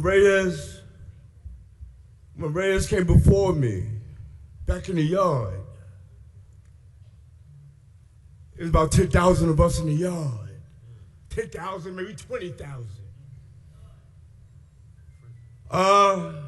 We all waiting on the door to open up. Or 10,000 of us in the yard coming from programs. So Reyes, somebody was walking towards me. Little light-skinned face. As he was walking out while I was on the basketball court. I wasn't playing ball, just waiting on the door to open back up so I could run back to my cell. That's why I lived at. No more East Harlem. Thanks to you. So, Reyes says to me, I see that you still have the cut on your face from our incident in the day room. That was so much of a setback to me because I wasn't expecting for nobody or for him to say that to me. Because that was a form of a flashback to me. And I wouldn't know how to deal with that flashback. But when he had came before me, I would like to say, but it didn't go that way. I wasn't on the wall in Auburn with 5 brothers doing the doo-wop. Which we was back in East Harlem.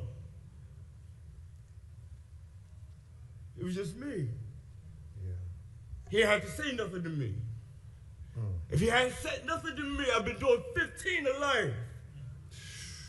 15 to life, people, fighting every day. So the only reason why I'm in the state of mind right about now, before this day is over with, before I'm gone. I barely see this movie of ours. I barely see it because it tears me up. I already saw it probably one time. And I still felt like I was 10 years old when I watched it. My Lord, my Lord. So I'm going to ask. I'm going to ask my brother, I would like to call him my brother. But I have to call him my so-called brother because Mateus showed me that much love. When I was back at as I watched this movie, and I can't say it again no more unless I'm doing a Q&A. But that's like 20 years ahead of me. I ain't did a Q&A since I was born. But I'm gonna ask a question. I'm gonna ask a question to this man over here on the side of me. Cause he came up in Showbiz. And right about now, he's not my somber brother. Because he left me in there to die. With these ponies of wolves. Mm-hmm. So when you left out, when you got your life saved by your mama, why you didn't come get me, man? Why you didn't come get me? Why you didn't come get me, man? Okay. You threw my life away to the wolves. It felt like 20 years in a station house. You left me, man. You left me. Okay. You left me to die. Corey, You left me to die to become an animal as I am now. So why you left me? I done did life. You left me. all right. I ain't seen my brother in 12 years. Corey, I'm hurt. okay. Let's let, I ain't seen him in 12 years. yeah, Everybody eating off me. I ain't seen him in 12 years. Corey. I want to live again. Corey. Corey. All right. No, I'm not him. Okay. Corey. All right. Again. Doctor, you said. Everybody's living off me in my name. I'm being blocked from living. I need a new lawyer. Whoever signed my new lawyers, whoever signed my papers. To being blocked and not getting paid for the rest of my life. You are fired. I signed the wrong paperwork. She had the contract on me for life. Corey, we're going to look at the papers. We're going to look at them. All right. Let's let Dr. But why you Youssef. left me, man? All right. Let's let Dr. Youssef speak. Okay. Okay. All right. Peace and blessings.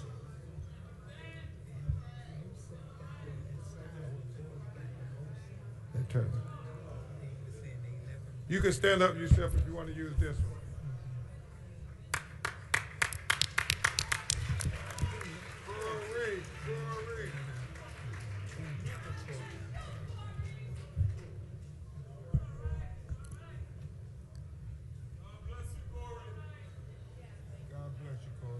You know,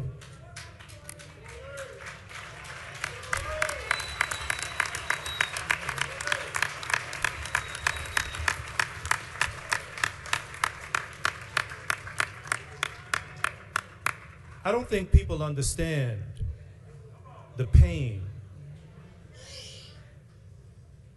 I'm not upset about the emotion. We were 14, 15, and 16-year-old children. Yeah. Corey was my best friend.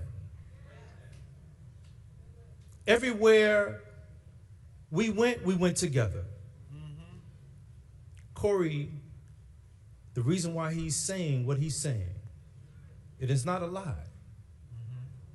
Corey and I were together when they came looking for me. And they looked at me and they said, "What's your name?" I was about this tall with a flat top. I had the triple fat goose on with the fur on the collar, if you know what I'm talking about. And I said, "I'm Yusef Salam." They said, "You one of the guys we've been looking for." They looked at Corey and they said, "What's your name?" He said, "I'm Corey Wise." They said, "Your name is not on the list. But if you want to come downtown with your buddy, you'll be right back." What friends don't know at that young, tender age of childhood is the law of divide and conquer. What friends don't know at the tender age that we were children, was that he thought that he was going to go in and have my back and ride back home with me, back home to Schaumburg. Almost immediately, they separated us. He doesn't know that I was in the next room. And then Corey, see, if you know Corey, I don't know if you really know Corey. If you know Corey, Corey is cut from a different cloth. He is your friend, whether he knows the situation or doesn't know the situation. That's why he came with me. He would fight your battles. Corey Wise is a king.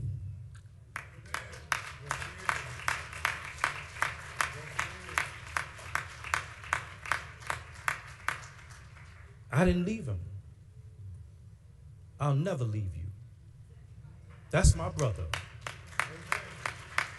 This is one of the reasons why, and I know the question is about what's worse than a lie, but this is one of the reasons why I say the Central Park jogger case is a love story between God and his people. It's a story of a criminal system of injustice placed on trial in order to produce a miracle in modern times. It's a story of how a people can be brought low only to rise because the truth can never stay buried. It's a story of a people buried alive and forgotten. The system forgot we were seeds. And instead of a social death, we emerged like the phoenix from the ashes. Because as they built that fire to consume us, they forgot the owner of the heat. You see, man plans, and God is the best of planners. This is why I always tell every audience I'm in front of that Corey is the miracle in the story. Can you imagine if Corey did not go with me? The truth would have never come out. And so the worst thing than a lie is when people make you believe that you're not even worthy, that you should be your ancestors' wildest nightmare. But we are our ancestors' wildest dream. Yeah. Y'all give it up for Councilman Dr. Yusef Salam and Corey Wise. And yeah, get them let's acknowledge y'all for what y'all are doing and became a testimony. Sisters and brothers, I'll say this as we get ready to relinquish the panel. Let's remember this now more than ever. The future of black people will not depend on how white people treat us. The future of black people will not depend on how white people support us. The future of black people will not depend on how white people invest in us. But the future of black people will depend on how black people treat black people. The future of black people will depend on how black people support black people. The future of black people will depend on how black people invest in black people. So I thank Reverend Al Sharpton and National Action Network for investing in black people, supporting black people, and treating black people with the humanity that God meant for all his children. Thank you, thank you, thank you.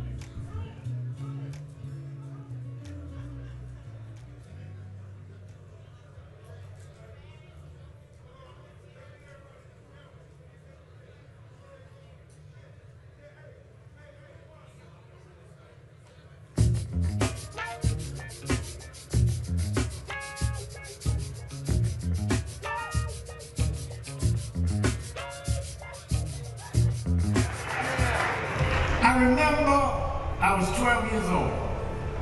I was a boy preacher in the Church of God in Christ. Bishop Shear knew my bishop, Bishop Washington. Bishop Washington, my mother was concerned I was getting into politics. They brought us to Reverend William Jones. His daughter's traveling with us. And Reverend Jones introduced me to Jesse Jackson. I became his youth director in New York at 13. I liked Reverend Jackson because he was a little hipper than the older preachers. He was 27, I was 13 by the time I became youth director. So he was like a father figure to me. When I got about 40, he said, quit calling me father, call me big brother. We went to the car center, and James Meeks and Jesse Jr. and I had dinner with him that night. And that's where he said to us, Al, Meeks, Jesse Jr., y'all were my disciples. And we said disciples. And for years we joked each other. I'd come in the room and Junior say, here's disciple number 1.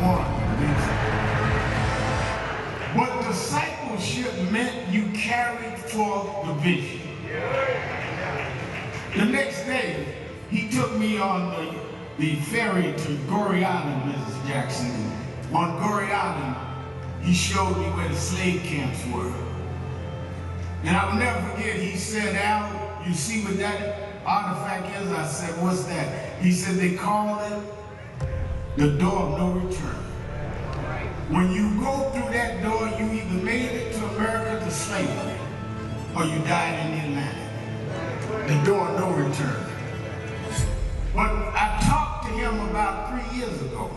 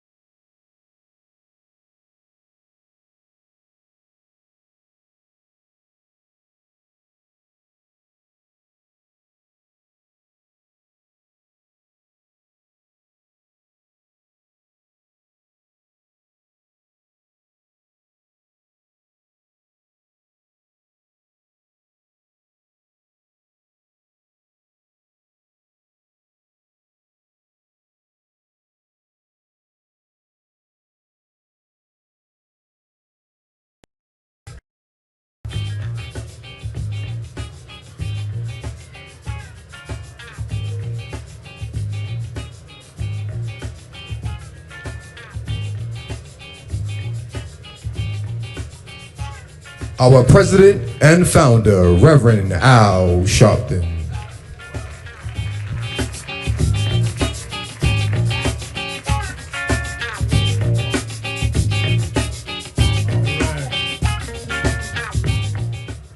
Everybody take your seats.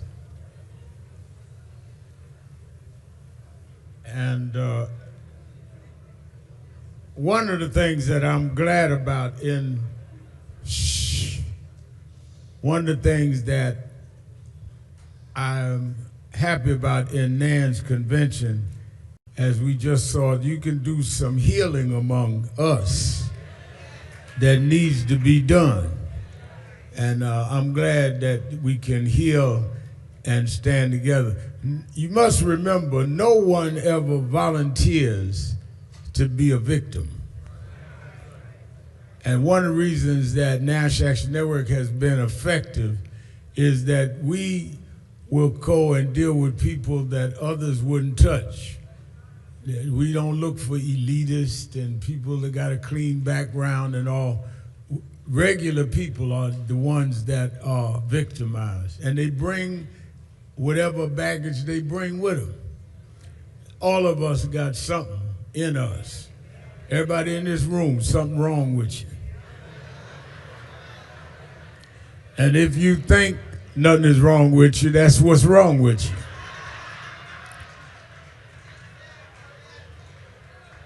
So the objective is to heal, and you can be a healer.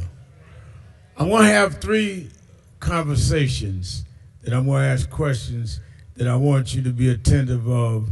I think that sometimes we have speeches, sometimes I do questions, sometimes we go to the audience.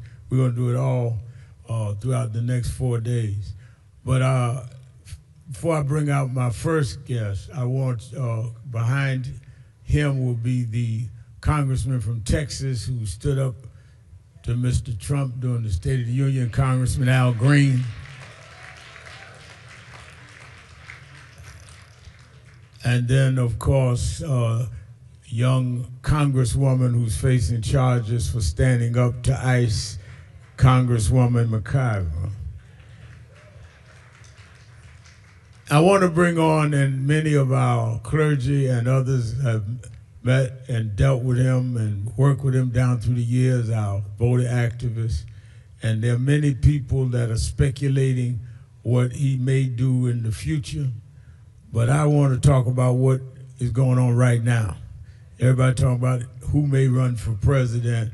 I want to first know what their vision is now and what they're doing now.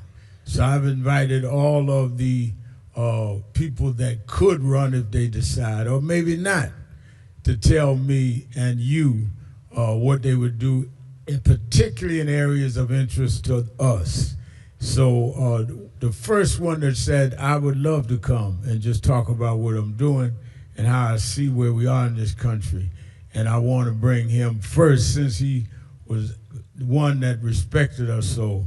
He is the governor of Pennsylvania, 48th governor of Pennsylvania, former attorney general in Pennsylvania, and he spent years on the front line fighting about the right to vote. May you welcome to the stage the Governor Josh Shapiro.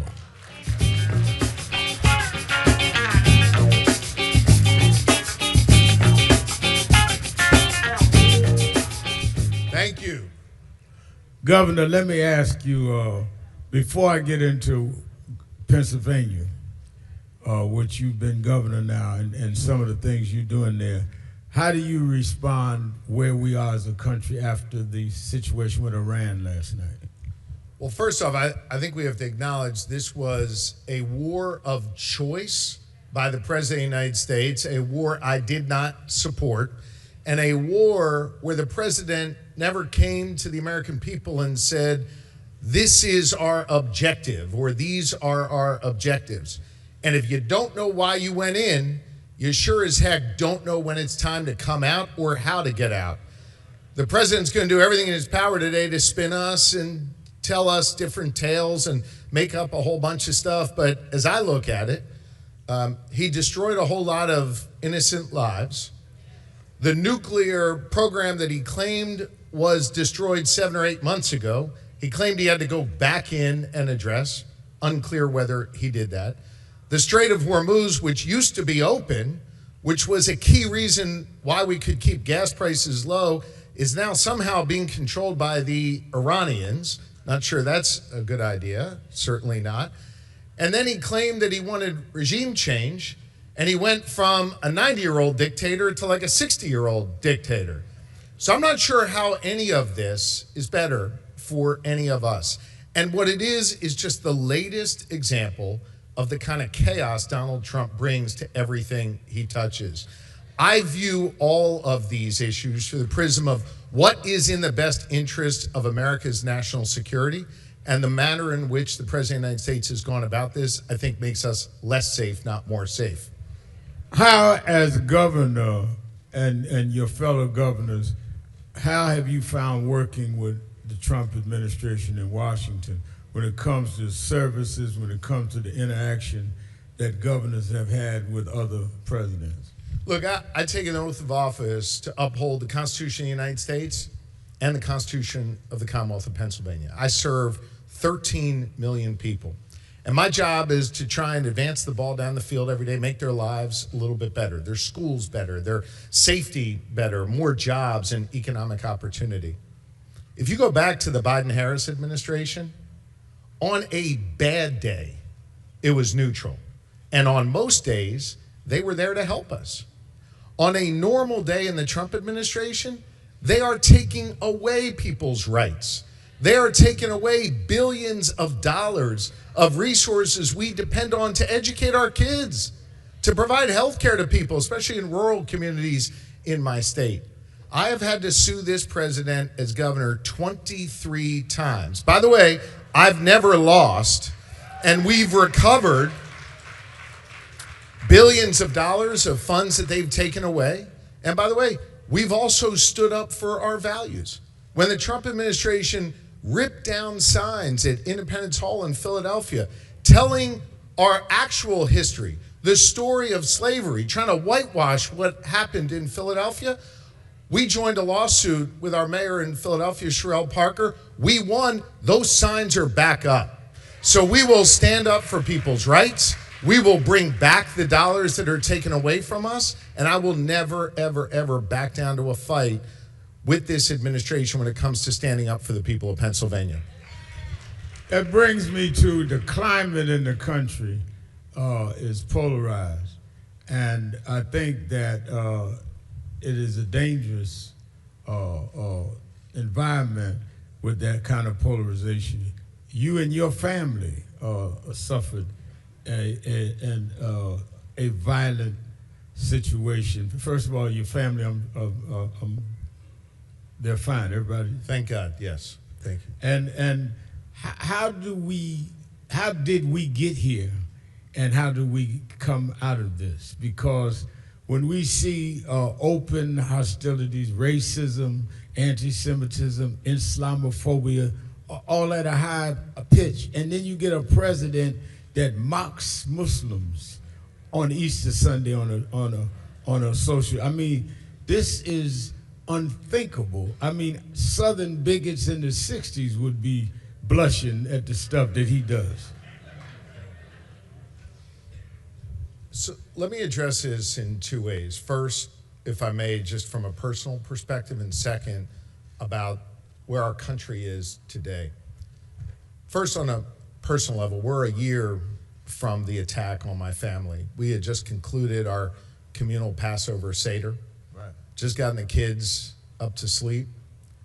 And that's when a person broke into our home, threw Molotov cocktails all throughout the governor's residence, blew up part of the residence, and then was hunting me down with a metal hammer trying to kill me. That person's in jail now for up to 50 years. And I want to just say on a personal note, you know, I am a prayerful person. Faith has always been central in my life. And I'm not here to preach at anybody or tell you what to believe, but it has always been important to me. Until that moment, I never understood the power of prayer of others to heal me. When I had people reaching out of other faiths praying for me and my family, that actually connected me in a deeper way to my own faith. And there are people in this room who reached out. You reached out, others did. And I must say that that was healing for our family. We don't have the physical scars of political violence, but certainly it took an emotional toll on our family. And honestly, the hardest thing for me in that process was trying to be a father throughout. Not being a governor, but being a father to our 4 children. As it relates to how we got here, Rev, let me just say that part of the reason why tensions are so high why we're seeing more political violence. We've always had, sadly, political violence in our system, but why we're seeing more of it is because our leaders, in many cases, are failing us. I think the central role for a leader is to keep people safe. And one of the best ways to do that is to speak and act with moral clarity. When you attack people based on what they look like or where they come from, who they love, or who they pray to, everyone is less safe. You know, folks will say to me all the time, hey, Gov, you know, we're seeing a rise in anti-Semitism. And yes, we are empirically. You know, we're also seeing a rise in Islamophobia and racism and bigotry in all forms. And attacking one person because of what they look like or how they pray makes everyone less safe. The President of the United States has a responsibility to do better. When you tweet like that, not you, but what you referenced the other day, attacking Muslims, making fun of Islam, a beautiful religion, a wonderful faith, what you are really doing is saying those people are okay to attack. You are giving a pass to that. And when you give a pass to that, everyone is less safe. There's more chaos. There's more cruelty in our world. We should have a president of the United States, even if we disagree on healthcare policy or tax policy or whatever, we should at least at baseline have an honorable president of the United States. We do not have that right now. You have a motto, GSD, get stuff done. We say GSD in Harlem, but we use the S a little differently. Yeah. But anyway. In Philly, I use a different S word, too. That's right. We got a few people from Philly here, obviously. There you go. So everybody from Pennsylvania, stand up. Oh, yeah, we go. have a lot of Pennsylvania in the house. All right, President. All right. That's my church. How about that? Pastor Mitchell.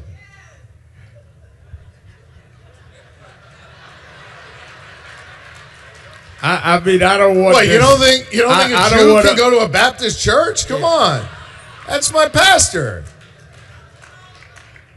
All right, if you say so, that's fine. Explain to me what GSD is, and let me come straight at it. What are you getting done in Pennsylvania? Look, GSD is get stuff done. My whole reason for being in this business is that I believe government can be a force for good in people's lives. I was also raised to understand that I have a responsibility to others. My mom, a Philadelphia school teacher, my dad, the local pediatrician, the local baby doc. And my faith teaches me to serve. Part of my scripture teaches me that no one is required to complete the task, but neither are we free to refrain from it. And I think in many ways that's universal. It means each of us has a responsibility to get off the sidelines, get in the game, and to do our part. So to me, government has to show tangible difference making in people's lives.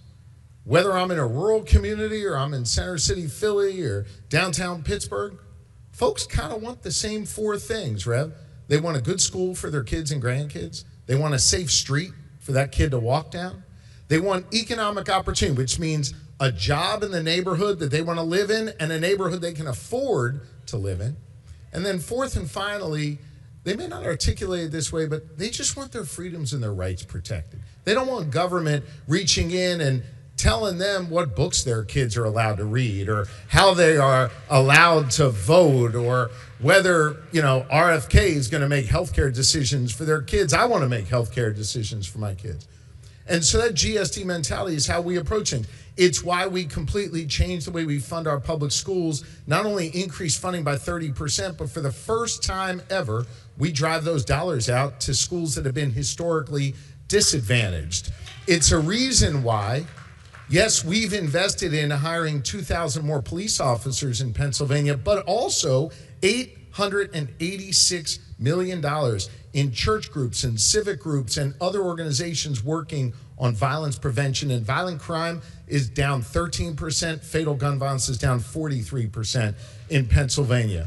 It's why we're investing in creating jobs. We have the only growing economy in the northeastern part of the United States, created more jobs than all but 2 states in the country. And I'm particularly proud that the jobs we're creating have been in large measure driven by our investments in historically disadvantaged businesses. We have increased our state procurement in Black-owned businesses by 40% since I took office. That's helping drive our economy. And at the end of the day, we're also treating everyone with respect. We believe everyone deserves opportunity. The federal government is saying certain people don't count. We're putting everybody at the table and lifting up everybody and giving more people an opportunity to succeed. That's what GSD is, the freedom to chart your own course and the opportunity to succeed. Now, let me push you on that, because that's part of what National Action Network is about. When you talk about small businesses, clearly we need a lot of social programming, but we also need the ability to be able to do business. Our people in the financial industries, investment, people in private business. How are you working? You alluded to it, but give me a little detail on how you're working with small businesses and even larger businesses that have been excluded. I don't think we're asking for a favor. We're asking to stop the disfavor. It actually goes back to my campaign for governor. It was a priority to make sure that the entity with the most powerful purchasing power in Pennsylvania, the state government, did a better job of giving more people opportunities. It came up when I was interviewing folks to be my lieutenant governor. And I'm proud of the fact that I chose Austin Davis, who was a young state representative at the time and is now our Commonwealth's first Black lieutenant governor. And by the way, he always tells me the youngest lieutenant governor in the country. He always rubs that in my face. But we both shared that priority. And then when it was time to govern, the first thing we did was go out to our small businesses, our small diverse businesses, and say, hey, how come you're not competing for this contract or that procurement? And you know what they'd say very honestly? We didn't even know it was happening. And so you would have, historically, government would say, well, we're going to set aside this many contracts for these small diverse businesses. And then they'd never bid on the work. We decided to look at it a different way. First, I put Austin in charge of the committee that was doing this work, together with the head of our Department of General Services, a wonderful Black man, a veteran, someone who has served this country honorably, a gentleman named Reggie McNeil. And we said, we're not going to create these arbitrary numbers, but what we're going to do is reach out to small diverse businesses, sign them up to be certified in the Commonwealth of Pennsylvania, and then encourage them to bid. Because my view is the more bids you get, the better deal you get for the taxpayers of Pennsylvania and the more opportunity you give to others. So get this, we've signed up 600 new small businesses to be certified in Pennsylvania. That's a lot. 443 of them are small, diverse businesses. They're competing for contracts. They are winning. And by the way, a 40% increase in small, diverse, Black-owned businesses getting work in the Commonwealth of Pennsylvania. It's because we've been focused on it, not because we set some arbitrary number or we created some arbitrary metric. We're just saying we're going to reach out to you. We're going to encourage you to compete. And when you compete, we all win.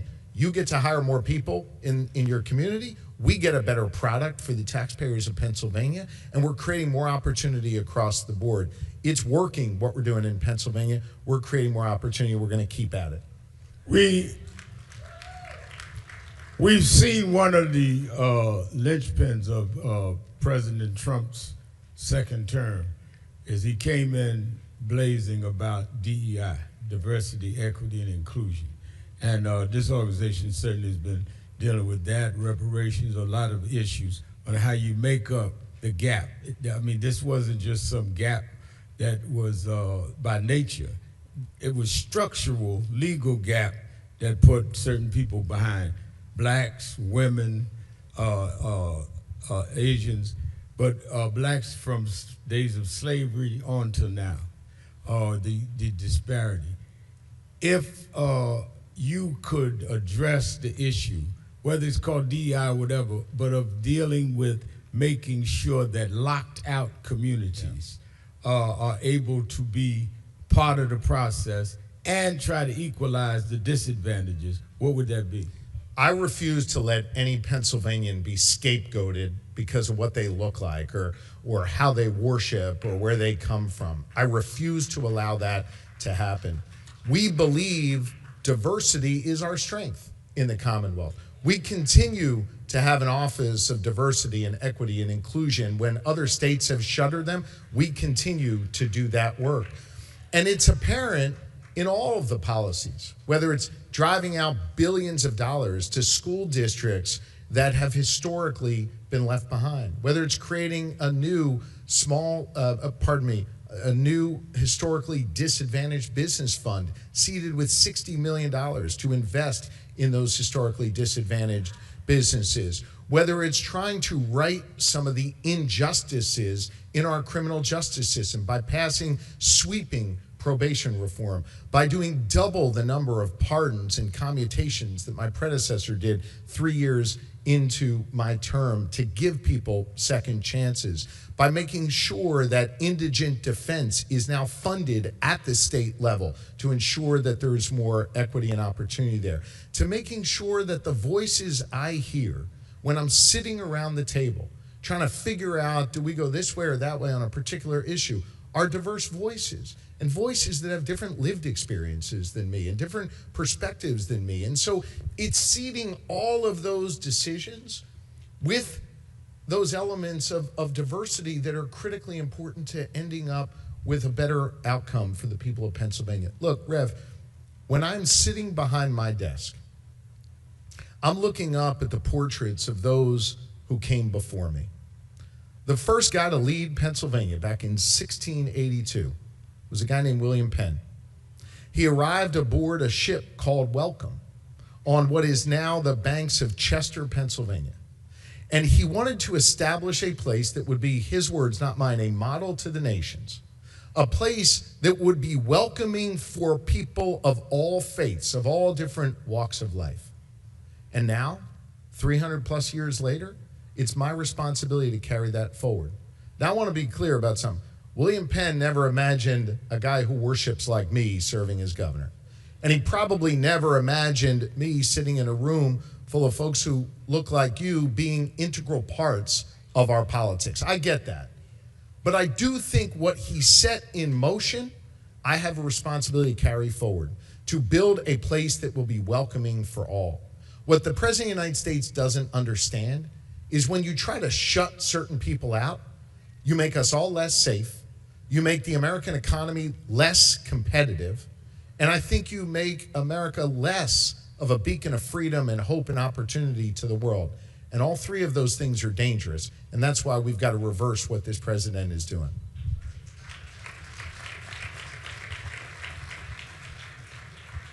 You were Attorney General, so you know criminal justice well. You also know some of the problems we've had in criminal justice. This organization has dealt, we just had victims on. What do you see as ways that we need to deal with the accountability of law enforcement, but at the same time keep crime going down like you talked about in Pennsylvania? Because I think people misconstrue that many of us that are questioning certain police tactics, that we're anti-police. No, we're anti-police brutality. So how do you see the policy that could really serve both? Because we don't want high crime. We don't want police not to police, because the high crime areas are in our areas. But at the same time, we don't want to have to run from the cops and the robbers. Yeah. No, and I think that's a great point. I think that's a great point. And I think it's a nuance that is lost if you're just scrolling through Twitter or you're just watching some news coverage. I've spent a lot of years listening not to some of that news coverage or watching Twitter, but actually sitting in the community, listening. And what folks tell me there is exactly what you just said, maybe not as artfully as you said it. But they want police in their community. They want constitutional policing in their community. They want police who look like the community, who understand the responsibility of getting out of their patrol car, walking the beat, and knowing the names of the children in the community. I've worked incredibly hard as Attorney General and as governor to build that trust. We spent a lot of time, and I watched your commentary on NBC and elsewhere about what we saw playing out in Minnesota with ICE. One of the things that I spoke about as it relates to what they were doing, law enforcement was doing in Minnesota, is they were eviscerating the #1 tool law enforcement has to keep a community safe. And that #1 tool is not a gun, it's not a badge, it's not a radio or a patrol car, it's trust. Law enforcement has a responsibility to earn that trust. And when they do, it's the most powerful tool to be able to work with the community, as we've done in Pennsylvania, to reduce crime.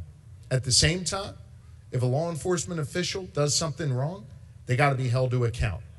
And we've changed our laws in Pennsylvania to have different review commissions and other steps needed to hold police accountable. And when you talk to police chiefs who are responsible, they also want to be held accountable. They want more training. They want to make sure that there's more opportunities to build that trust with the community. And I've always prided myself on being a bridge between a community that wants to be safe and also free, and with law enforcement who want to go out and do a dangerous job every day, get home to their families, and do it in a way that models exemplary behavior. And when those things don't work, we've got to make sure that there's accountability. And we've done that in Pennsylvania. I know we're out of time, but let me ask you this. What do you think that the midterm elections that we're looking at this year, what do you think that the Democratic Party has to do better to appeal to Americans to come out and turn this country away from the kind of presidency that we're dealing with now? At least if the midterms go Democrats' way, they have a stopgate with the House if they get it. What should the Democrats be doing more? So I woke up this morning in Pennsylvania. In a few hours, I'll be back there. Pennsylvania is the ultimate swing state, the swingiest of all swing states, right? The toughest state to win in, and a heck of a tough state to govern in. We've got a divided congressional delegation. I've got a state Senate led by Republicans by 2 seats, and a state House led by Democrats by 1 seat. One of the only governors in the country with a divided legislature. In these midterms, we've got 4 competitive U.S. congressional races that I'm going all in on so we can make Hakeem Jeffries the Speaker of the House. And by the way, for those of you in Pennsylvania, I'm running for re-election as governor this year. And I think what we need, not just in competitive swing states, but all across America, Rev, we need a national referendum on Donald Trump and on what is happening in Washington, D.C.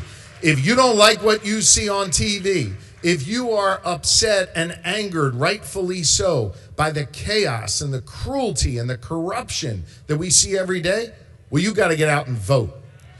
And even in a state that is a foregone conclusion on how their politics are, they're overwhelmingly Democrat or overwhelmingly Republican, imagine how different it is if instead of 50 or 60% of the public coming out to vote, 90% come out and send a message and shock the nation about some of these races I believe we are poised to win. We need a national referendum. To the other part of your question, as it relates to Democrats, I'll tell you what I'm going to do. I'm going to run on that GSD agenda. I'm going to run on how we've made people's lives better, their schools, their safety, their economic opportunity, how we've defended our freedom, and how we've defended all people in our state and still managed to create more opportunity, showing that our diversity is a strength, not a weakness, as Donald Trump thinks. I believe that that GSD approach, showing people that government can make their lives a little bit better, whether they're going down to the DMV or whether they're trying to get their kid the healthcare services that they need. A byproduct of making government work is that that person walks away with their problem solved and maybe just a little less cynical, a little bit more hopeful. And with a little bit more hope in our system, Rev, I don't think there's anything that can hold us back. And we can build a real coalition that's not only going to win in 2026, but it's going to give us the momentum to carry us forward as a nation. Let me, I know we've got to go, but just between you and I, let's forget about 2,000 people. I can't forget about the folks from Pennsylvania. All right, well, just remember them, but just me and you talking. Just you and me. Yeah. You run a re-election, and if you're re-elected, are you considering running for president in 2018? Just you and me. Just me and you. Just between us. Look, we have, I think, some incredibly talented folks in the Democratic Party. And what I think we are poised to do if we have this national referendum in the midterms, and if people show up in record numbers, we have an opportunity to have a real debate within our party about what we stand for, about what our affirmative vision is, which can't just be about banging Donald Trump every day. It has to be about what we are going to do to make people's lives better. And I think that that is a debate that our party hasn't had for a good long while. And that debate is not only going to help the Democratic Party, I think it's going to be healthy for this country. And what I can tell you for sure is that I want to be a part of that debate. Bring the common sense sensibility of what we do in Pennsylvania to that conversation. As to who's a candidate at the end of the day, that's for another day. But right now, what is critically important is that we have this national referendum in the midterms, and then we have an honest conversation as a party and as a country about what direction we want to go. Donald Trump has torched our norms, has dismantled most of the federal government, has created chaos every day. What we need to do is not rebuild what was broken down, but build something better. And the way you do that is through calm, through strength, through real dialogue, even with people you don't agree with on every issue, and doing what we do in Pennsylvania every day, which is to find common ground and a path forward. And I'll be a part of that conversation. Let me say this. In 2020, we challenged the Democratic candidates to debate in Harlem. For the first time, I got them to debate at the Apollo Theater, and they had me ask the first question because I convened it. Then in 2004, I ran. In 2008, we had all the candidates here, Obama and so this has been a quarter of a century of bringing people forward. What I just heard you say, and maybe I didn't get it right, is that you think that you want to be possibly part of our National Action Network 2028 Democratic presidential debate. I don't know that I said that. But you didn't deny it either. I don't know that I said that. Here's what I will say. You didn't deny it. I'm not showing up in any room where anybody's wearing a Knicks jersey, okay? So, I know I just lost half the room, but next time I show up, I'll be in my Sixers hoodie, and we'll have a conversation. All right. Governor Thanks, Josh Rev. Shapiro, thank you. Appreciate it. Thank you. All right. Thank you. Give him a hand.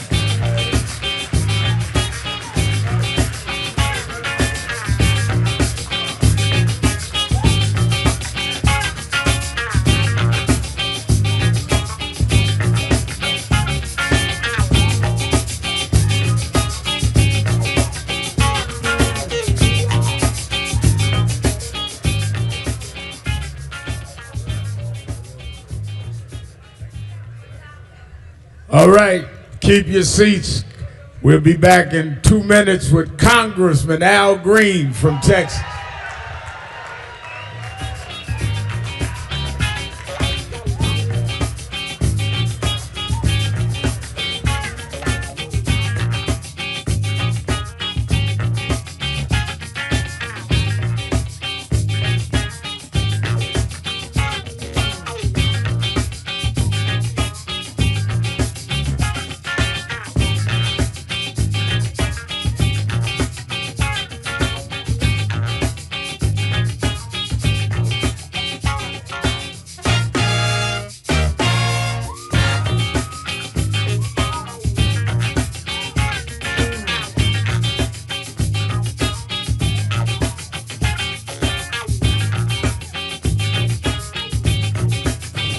think that is extremely important about the funding. But I also want to add how they're changing what can be taught. You have states outright saying you can't teach Black history and you can't teach certain other histories and the curriculum. You have this administration that is literally taking out exhibits from the Smithsonian. So we have not only an education problem in terms of resources, we have an education problem in terms of curriculum and what people are being taught. So I have one grandchild, 6-year-old. When he gets to high school, it may be just against the law for him to learn about certain parts of American history, which includes Blacks. We want to talk about slavery. We want to talk about the good side of America. Well, what does that mean? That's not history. Everything was not good.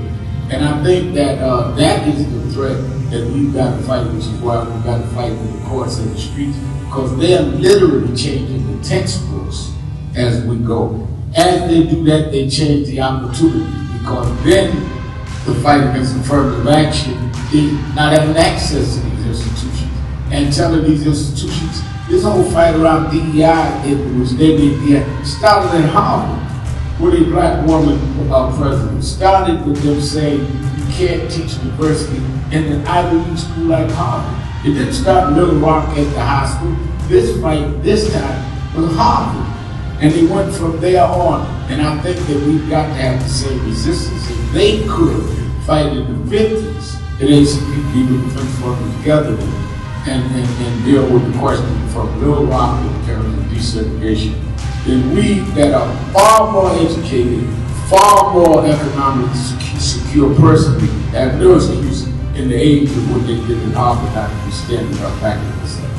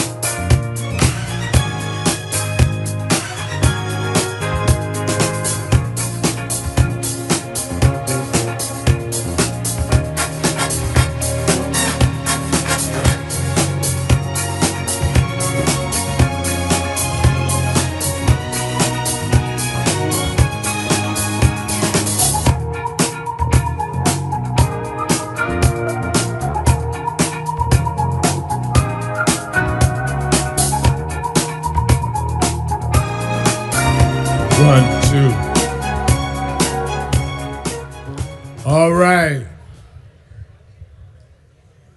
There have been, in American history, we have probably more now, clearly more now, Blacks in the U.S. Congress than we ever had.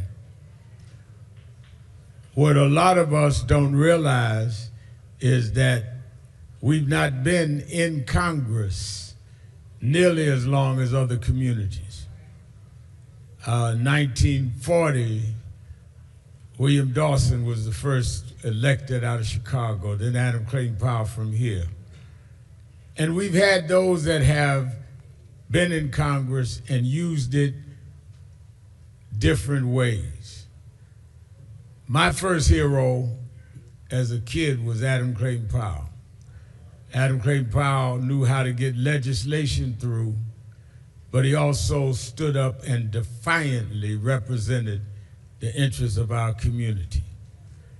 And there have been some that have followed in that tradition, and then there's been some that have played being inside and doing it in that way.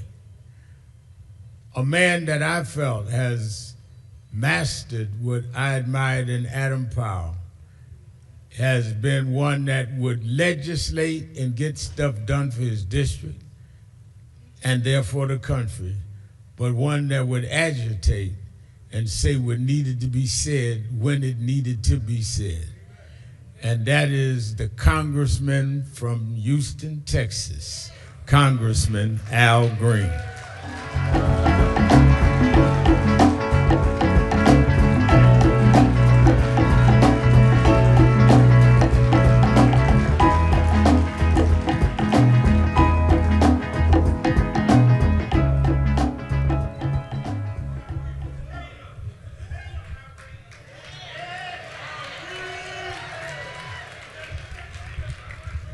Well, you got one or two fans here, see. It's an honor to be with you, Reverend, and it's always an honor to be with your constituency. And thank you so much for being here today, and let's stay together, as another Al Green was saying. You know, earlier in your political career, people would say, Al Green, I thought they was talking about the singer. Now they see Al Green at his church and they say, oh, I thought you was talking about Congressman Al Green. Well, Reverend, for the good times. Oh. Oh.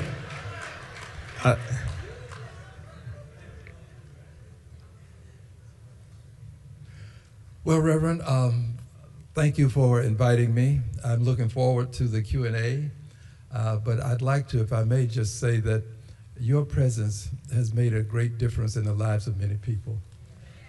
And I don't know that we'll ever be able to thank you enough, but I would just ask that since I'm here today, and I would like to thank you, would you join me in thanking the Reverend for all that he's done? Some of you might want to give him a real big New York expression of appreciation for what he does and continues to do. Thank you, Reverend.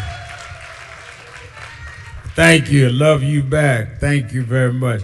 Let me, I want, before we get into policy, and I do want to get into policy, someone sent me a question saying that I was probably not going to ask you, so I'm going to ask you. That's the best way to get me to ask a question. As you sat in the well that day, that evening, and watched President Trump make, history says, the longest or next to the longest speech made at State of the Union. And it was done in the height of the ICE killings in Houston, killing of DEI and all. What was going through your mind that made you take the stand you made, knowing you were going to be denounced, because you'd been censored or attempted to be censored the last time, knowing there was going to be punishment, knowing you might be bodily removed, what you were, but what made you stand up and do what you had to do? I mean, you'd already made a national reputation. You didn't need to do anything. You were going to be on the talk shows anyway. What was going through Al Green's mind? Well, Reverend, thank you for the question. The first time was spontaneity. He was talking about how he was going to use his mandate. And of course, I said, you don't have a mandate to cut Medicaid, Medicare, Social Security. But the second time was not with spontaneity, it was with intentionality. I went there the second time to confront the president. And I wanted to confront the president. I wanted him to know that he demeaned all people of color when he decided that he would portray a former president of the United States of America and a former first lady as apes. So I went there to confront him. And Reverend, I have my confrontation here. May I just display it? Yeah. That's your what? This is what I confronted the president with. And some of you have seen this, but it was important for him to know that black people are not apes. So I wanted to show this to him. And I actually did. And then my colleagues became very aggressive, and they decided that this was inappropriate as they saw the world. And so I continued with it. And of course, I was thrown out again. I can't seem to stay through an entire State of the Union. But I'm going to work on it, okay? You're working on it, right? Let me ask you this. Not only is his depiction of President and Mrs. Barack Obama as apes, but his policies. Explain what his policies have done to the black community, because I think that we heard a lot of people saying that you know, he's not that bad for blacks, and some people talking about what do we have to lose. Explain as a congressman, senior member of Congress, specifically the impact that we've had in these less than 2 years already under Trump 2. Thank you, Reverend. Let me start with this. We had the House, the Senate, and the presidency. And we did not do what we should have done, which was pass George Floyd Justice and Policing, pass John Lewis Voting Rights Advancement Act. Those were two things that we should have passed, but we did not.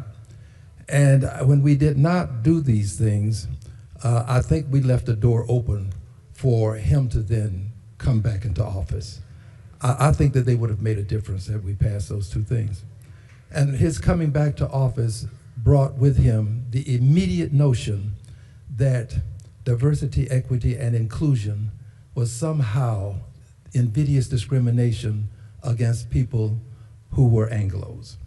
And he has gone out of his way, Reverend, to destroy the whole concept of inclusion. And quite frankly, he started with a collision between an airplane and a helicopter, and immediately said this was DEI without any investigation. So he has put himself in a position with the aid of many people in this country such that he can now demean us in ways that we should not be demeaned, obviously, but demean us and do it such that it is almost normalized now. There is a normalization of invidious discrimination against people of color. He promoted this. He promulgates this. And when he does this, it then spills over into the workplace. There are people who have reported to me that the atmosphere at their job has changed immensely, that people are not as respectful as they used to be, that people are saying things that they shouldn't say. He has made it somewhat difficult for us to have normal lives in this country. And he's going beyond that now.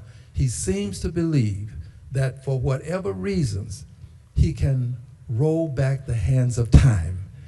There seems to be this effort, Reverend, to push us back to a time when we were no longer persons who were to be respected as human beings, but to be respected as servants.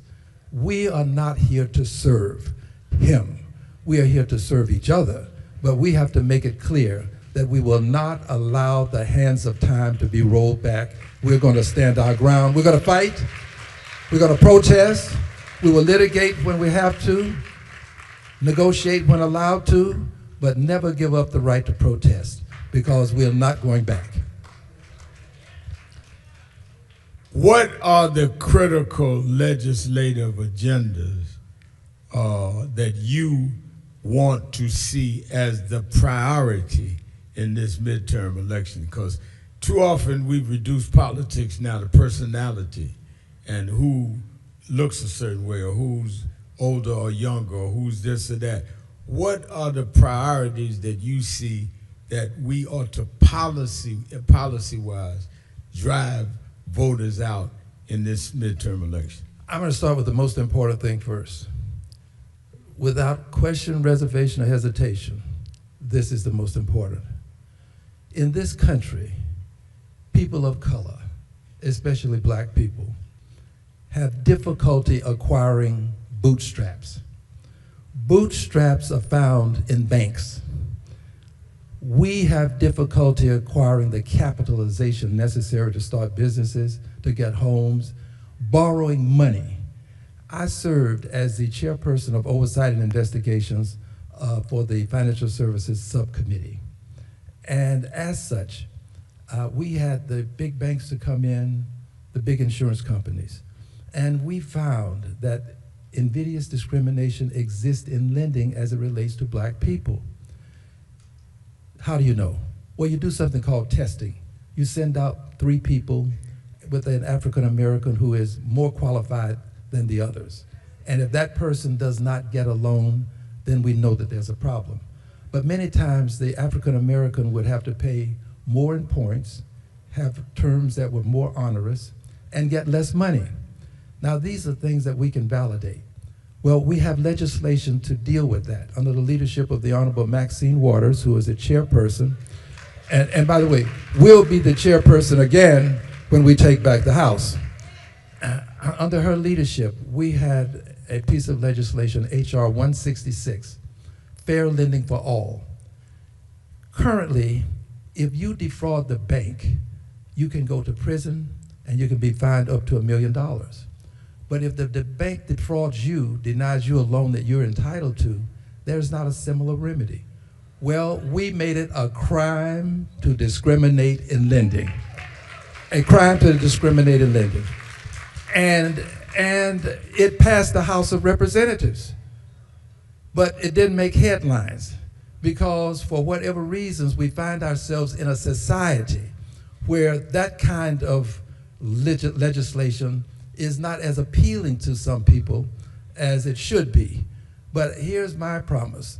When I go back, if we have the House, I promise you, we're going to bring H.R. 166 to the floor because much of what is wrong in Black America has to do more with a lack of money than a lot of the other things that we have to face. Just can't get the money that other people get.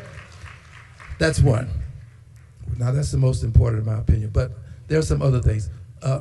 Under the leadership of the Honorable Maxine Waters, we have a piece of legislation for $150 billion to help subsidize the purchasing of a home for first-time home buyers, first-generation home buyers, to help them have a home. And we also understand that for this to happen, there are people who are paying more in rent than they would pay in a mortgage if they just could get into the home. Well, this will give them that down payment that helps them to get to the point that they can have that monthly mortgage and they can have a place to call home. I promise you, we're going to bring that legislation to the floor. The Honorable Maxine Waters is also concerned about new homes, affordable homes. She has a piece of legislation with $100 billion that is going to help us with people who need to buy a home by building more homes. We need to have more affordable homes. So she has legislation for this. And finally, this has to do with something that I call the conscious agenda. I believe that our ancestors have not been properly respected. For more than 240 years, people of African ancestry planted the seeds, harvested the crops, fed the nation, had a hand in building the White House, a hand in building the Capitol.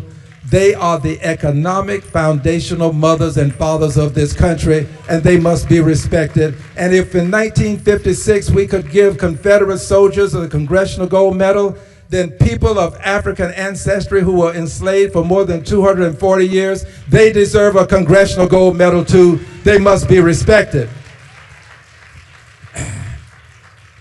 But that's not enough. We have to respect them.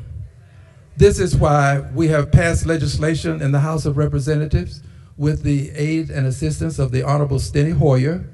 We passed legislation to have a Slavery Remembrance Day. We currently have a 9/11 Remembrance Day in this country. We have a Holocaust Remembrance Day, and we should have these. Well, we should also have a Slavery Remembrance Day, so we can commemorate the lives of the people on whose backs this country was built. If you're in this country, regardless as to how you got here or why you're here, you're standing on the backs of 240 years of free labor, and they have to be respected. Slavery Remembrance Day. But Reverend, for me, that's not enough.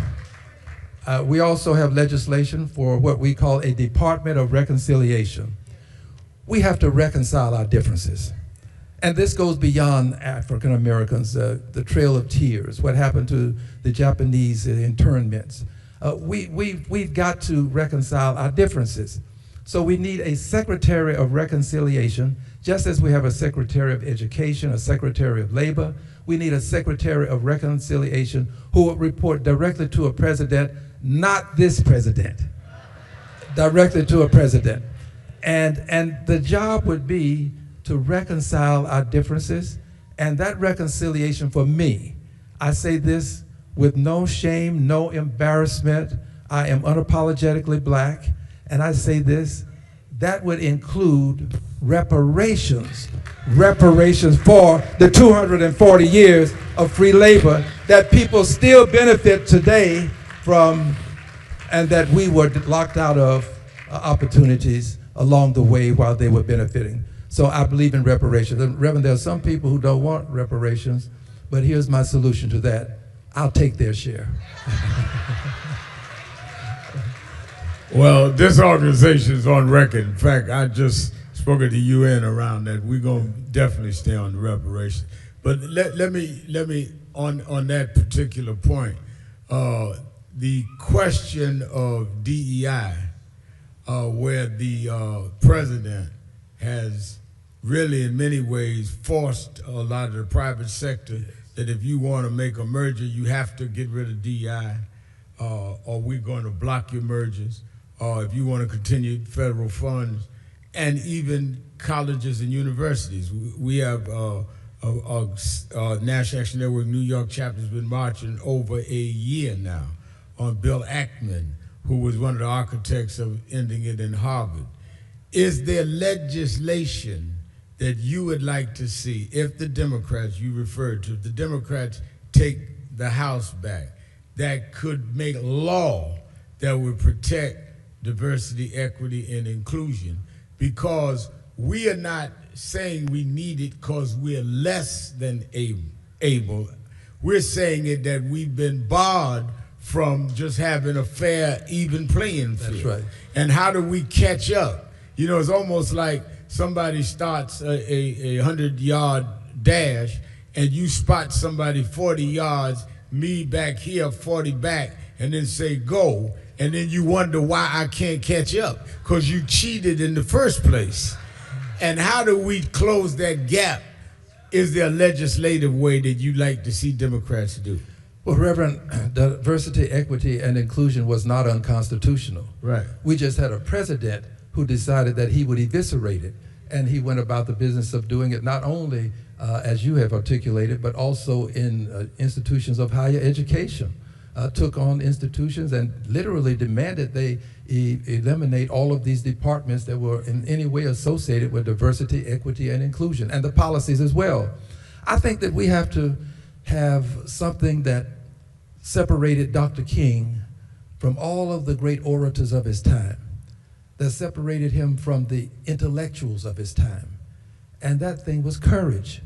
We have to have the courage to say that we will reinstate what he eviscerated, and do it with no shame.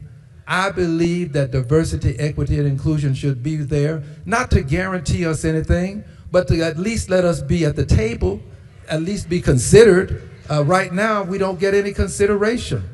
And if you probably have noticed that there's this movement afoot now in the National Football League to take away the notion that you just have a person of color in the pool of candidates. You don't have to select them. Well, I think that we go back. And the Honorable Joyce Beatty is a person who was championing that DEI. So I want to give her full credit along with the Honorable Maxine Waters.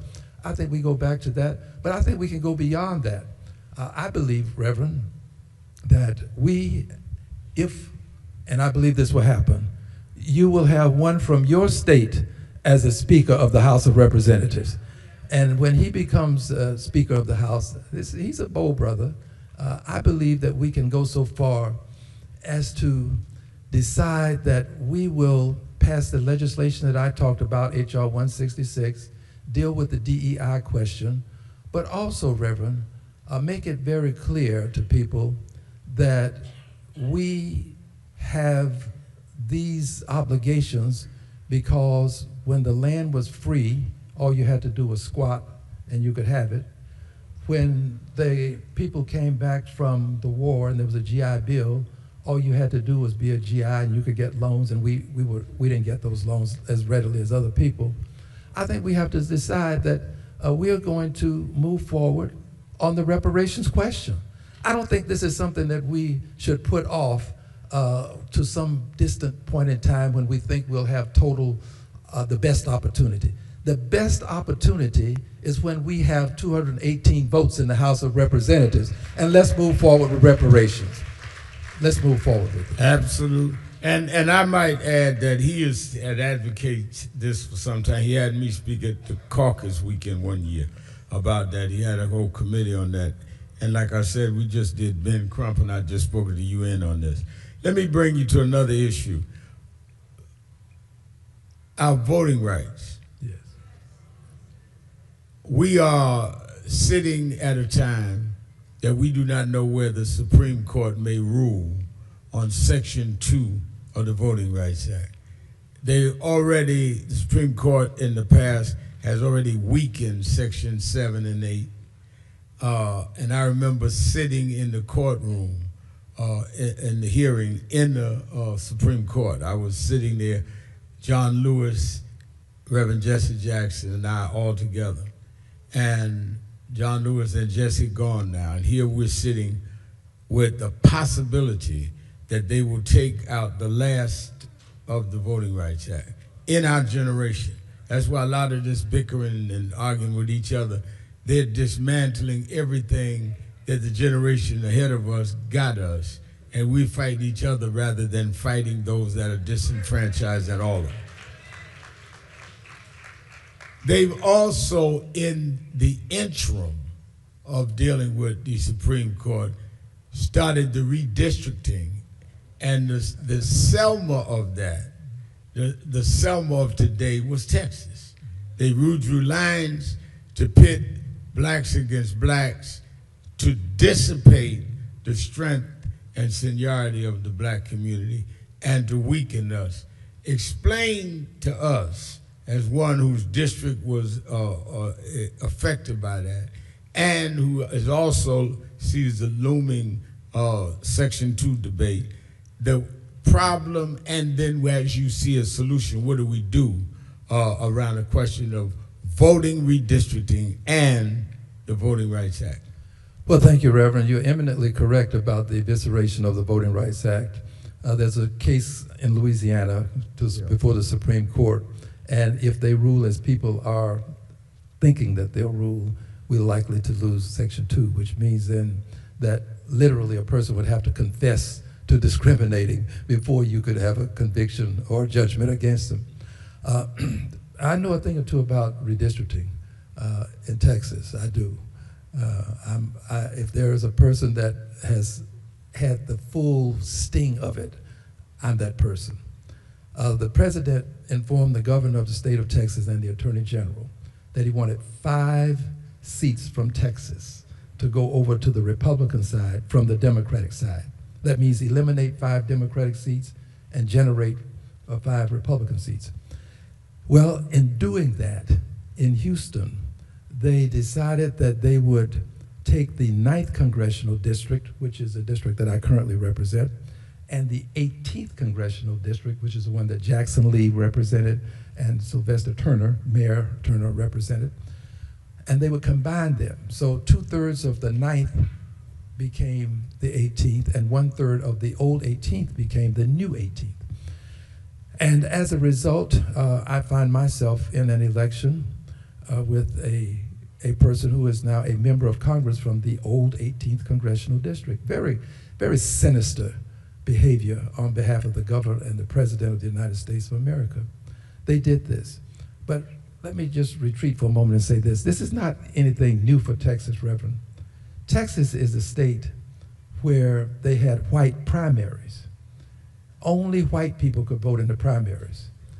And there was a doctor in Houston, his name was Lonnie Smith. He challenged the white primaries, took it all the way to the Supreme Court. And the Supreme Court said, Texas, you cannot have all white primaries. Texas said, okay, we're not gonna have all white primaries. Texas decided to have all white pre-primaries. Texas has has a history of this level of invidious discrimination. So it's not anything new, but it is something that is causing us to lose our voting strength, because rather than have 2 African Americans in Houston now, we will only have 1. They have eliminated one seat completely.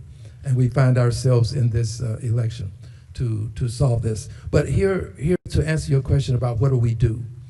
Reverend, you said earlier that if you want to get you to do something, say that you can't do it or won't do it. People have to realize this. Look, we're not going to change these voting rights laws between now and the election. It's not going to happen. I think that the mere fact that people are trying to prevent us from getting to the polls and voting, that ought to be reason enough for us to fight our way to the polls and vote. You know, our foreparents, they rode wagons to get to the polls. They walked to get to the polls. I mean, if they had to, they would crawl to get to the polls. We owe it to them to vote in spite of all of these obstacles. We cannot let them deny us the opportunity to elect people that will make a difference because they have thrown up the roadblocks. We know they're there. Let's start getting those passports. Let's start getting those driver's licenses. Let's start getting all those things so that we can vote in numbers unlike we've ever voted in before and take back the House of Representatives, take back the Senate, take back the presidency next time out, and for me, impeach Donald John Trump. For me, that's for me. I don't speak for anybody else, but I'm going to bring articles of impeachment against him. I promise you, we cannot allow his transgressions to go unnoticed. It is almost like acquiescing to it when you see it and you do nothing about it. You normalize this behavior. Impeachment is a means by which we deny a person the opportunity to normalize without the House of Representatives weighing in. I don't ask people to do what I do. You do what you can do. But I'm going to do what I must. I will not sit by and watch him eviscerate the Constitution without putting up a fight.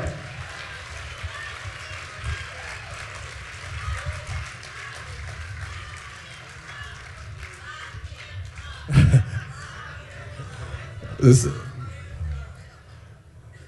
we're out of time, but I need to ask you, you've been in the Congress, you've been in public service all of your life. And to our young people, we brought students in from our chapters. What would you advise someone that is beginning to get involved in public service, whether they're going to run for office, whether they're going to be an activist? What would advice you give them along the way? One of the things that I think a lot about is growing up in the movement, as I did. It just started making sense in later years with Reverend Jackson, and Reverend Jones would tell me when I was a teenager and thought I knew it all. And I was youth director of Bread Basket, but I thought I was smarter than them. But then you hit certain traps and certain walls, and you say, oh, this is what Jesse was talking about. And what advice would you give to some of them, young or old? Because some people are older when they decide to get in the movement. You're never too old to get in. There is no age limit in reforming and recovering from being an Uncle Tom. There's no age limit. You can get healed at any age. So what advice would you give them? Well, I'm glad you mentioned that there's no age limit because, Reverend, I have celebrated my 19th birthday 4 times. And I'm 2 years into my 5th 19th. But here's my advice to anyone who wants to be a public servant. Lincoln expressed it best. Government of the people, by the people, for the people. And if you're to have this, I think you have to be among the people. Get involved in organizations that are about helping people. Get involved with the NAACP. Get involved with the Urban League. Get involved with the National Action Network. Get to know what the issues are to the extent that when somebody says, let's take a poll, you can say, I've been taking that poll every day. I have never taken a poll in my life. I don't need a poll because I'm at the Civic Club meeting. I don't need a poll because I still go out and shop in the stores where people are who are going to come up to me and tell me about how Aunt Sadie didn't get her water bill paid and now they're trying to shut off the water. I'm out there. And I think that that makes the difference when you're among people. You love them and they love you. But if you try to do this, you get your degree from some great institution, and then you just show up one day and decide that you want to be a congressman. Well, people are kind of suspect of that. And I don't blame them. I'm suspect of that. I don't want to know that you served in a law firm downtown for 5 years and you've made a lot of money. I want to know, where were you when we had a pothole that had to be repaired? Where were you when we had storm sewage that was overflowing? And where were you when the things that impact people every day needed some assistance? And if you can say, I was there with the NAACP, I was there with the National Action Network or the Urban League, that gives you kudos from me. So I would invite people to just get involved in the community and do this if you can. I say this to all young people in terms of just life itself. Try not to make the